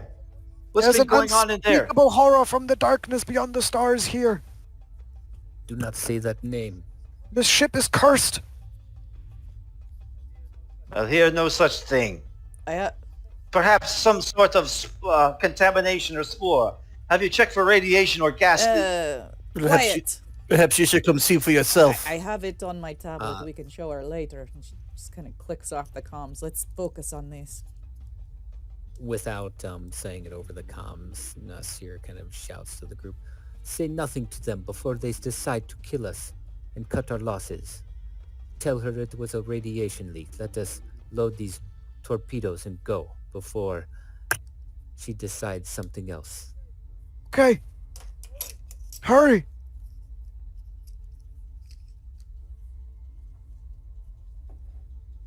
These torpedoes are on like I don't know, the equivalent's of like repulsor lifts or something like that. Yeah. And so you guys can probably load them into the shuttle. And the access to this shuttle is actually I have a picture of it somewhere. It's the roof kind of slides back basically. Oh, cool. It's how this thing can get out, so it goes straight up. Very cool. And so I'll let you guys kind of role play what that looks like, and then we'll probably end it. It's getting late. Yep. As they load the antimatter torpedoes onto the cargo, once that's done, he waves for Thariah and everyone else to get on board as he quickly goes to the cockpit and fires up the engines as the cargo bay doors kind of slowly retract, showing the space and the stars in the background. And Nasir is all too excited to get off this cursed ship. Thariah will motion to Hakam to get on the ship. I will be last. Yep. He disappears in the ship. Thariah gives one last blast with the thermal cutter and gets onto the ship, closes the door as fast as she can, starts to buckle up. You still hear the screaming in your mind, and now it's saying not to don't leave me here. Don't leave me here. Let's go. Look, we got to push this ship into the sun, onto the star.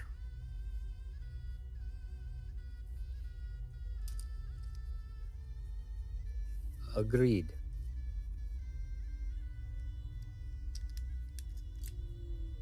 I'd say we cross over to the cargo ship.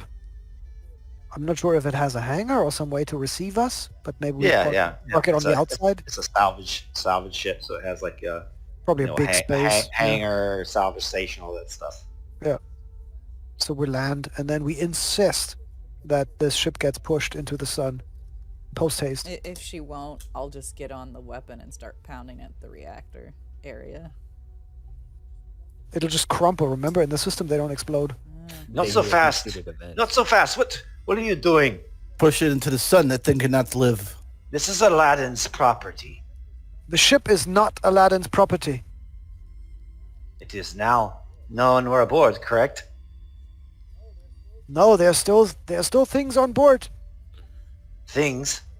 I don't know, Thariah's dead gonna hand people? her tablet. Why don't you have a look? And then she's gonna start. You said that taking out the reactor doesn't do anything, so Yes, Yeah. we must push it into the star. Yeah.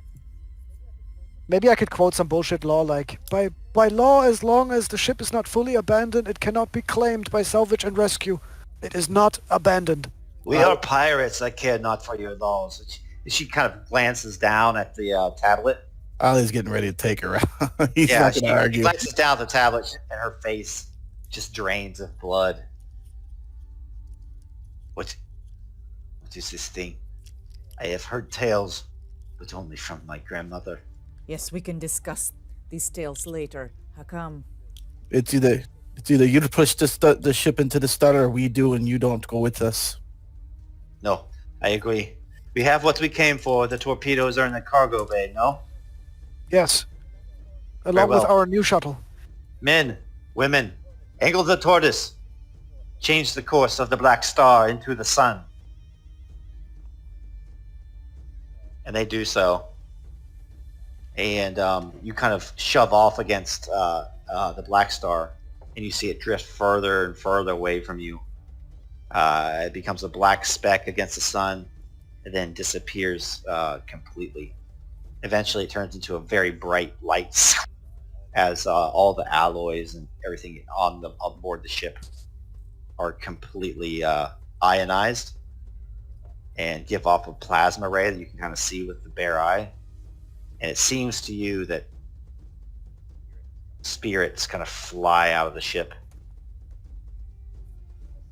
And this thing you fought, maybe defeated in that flesh form, but is somehow eternal. What is it, still screaming? No, you don't hear anymore. The lambs have stopped screaming, Clarice.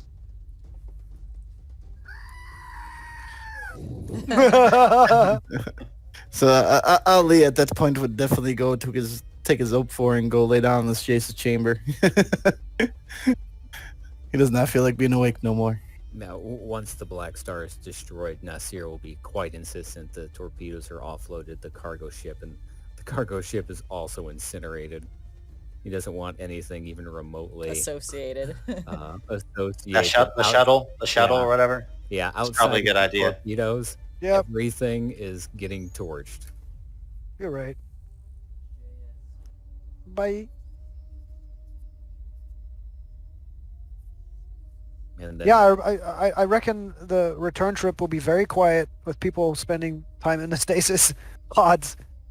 Yeah, Yes, no celebration. Ali's gonna be higher than a kite. Mm. You already had like 3 doses of Ativan within the span of an hour. yes, that. Speaking of that, I think you owe me a few. Bite him later. And As he yeah, starts go ahead. puffing on his OP4 inhaler. Like kind of like someone trying to get the morphine to work faster.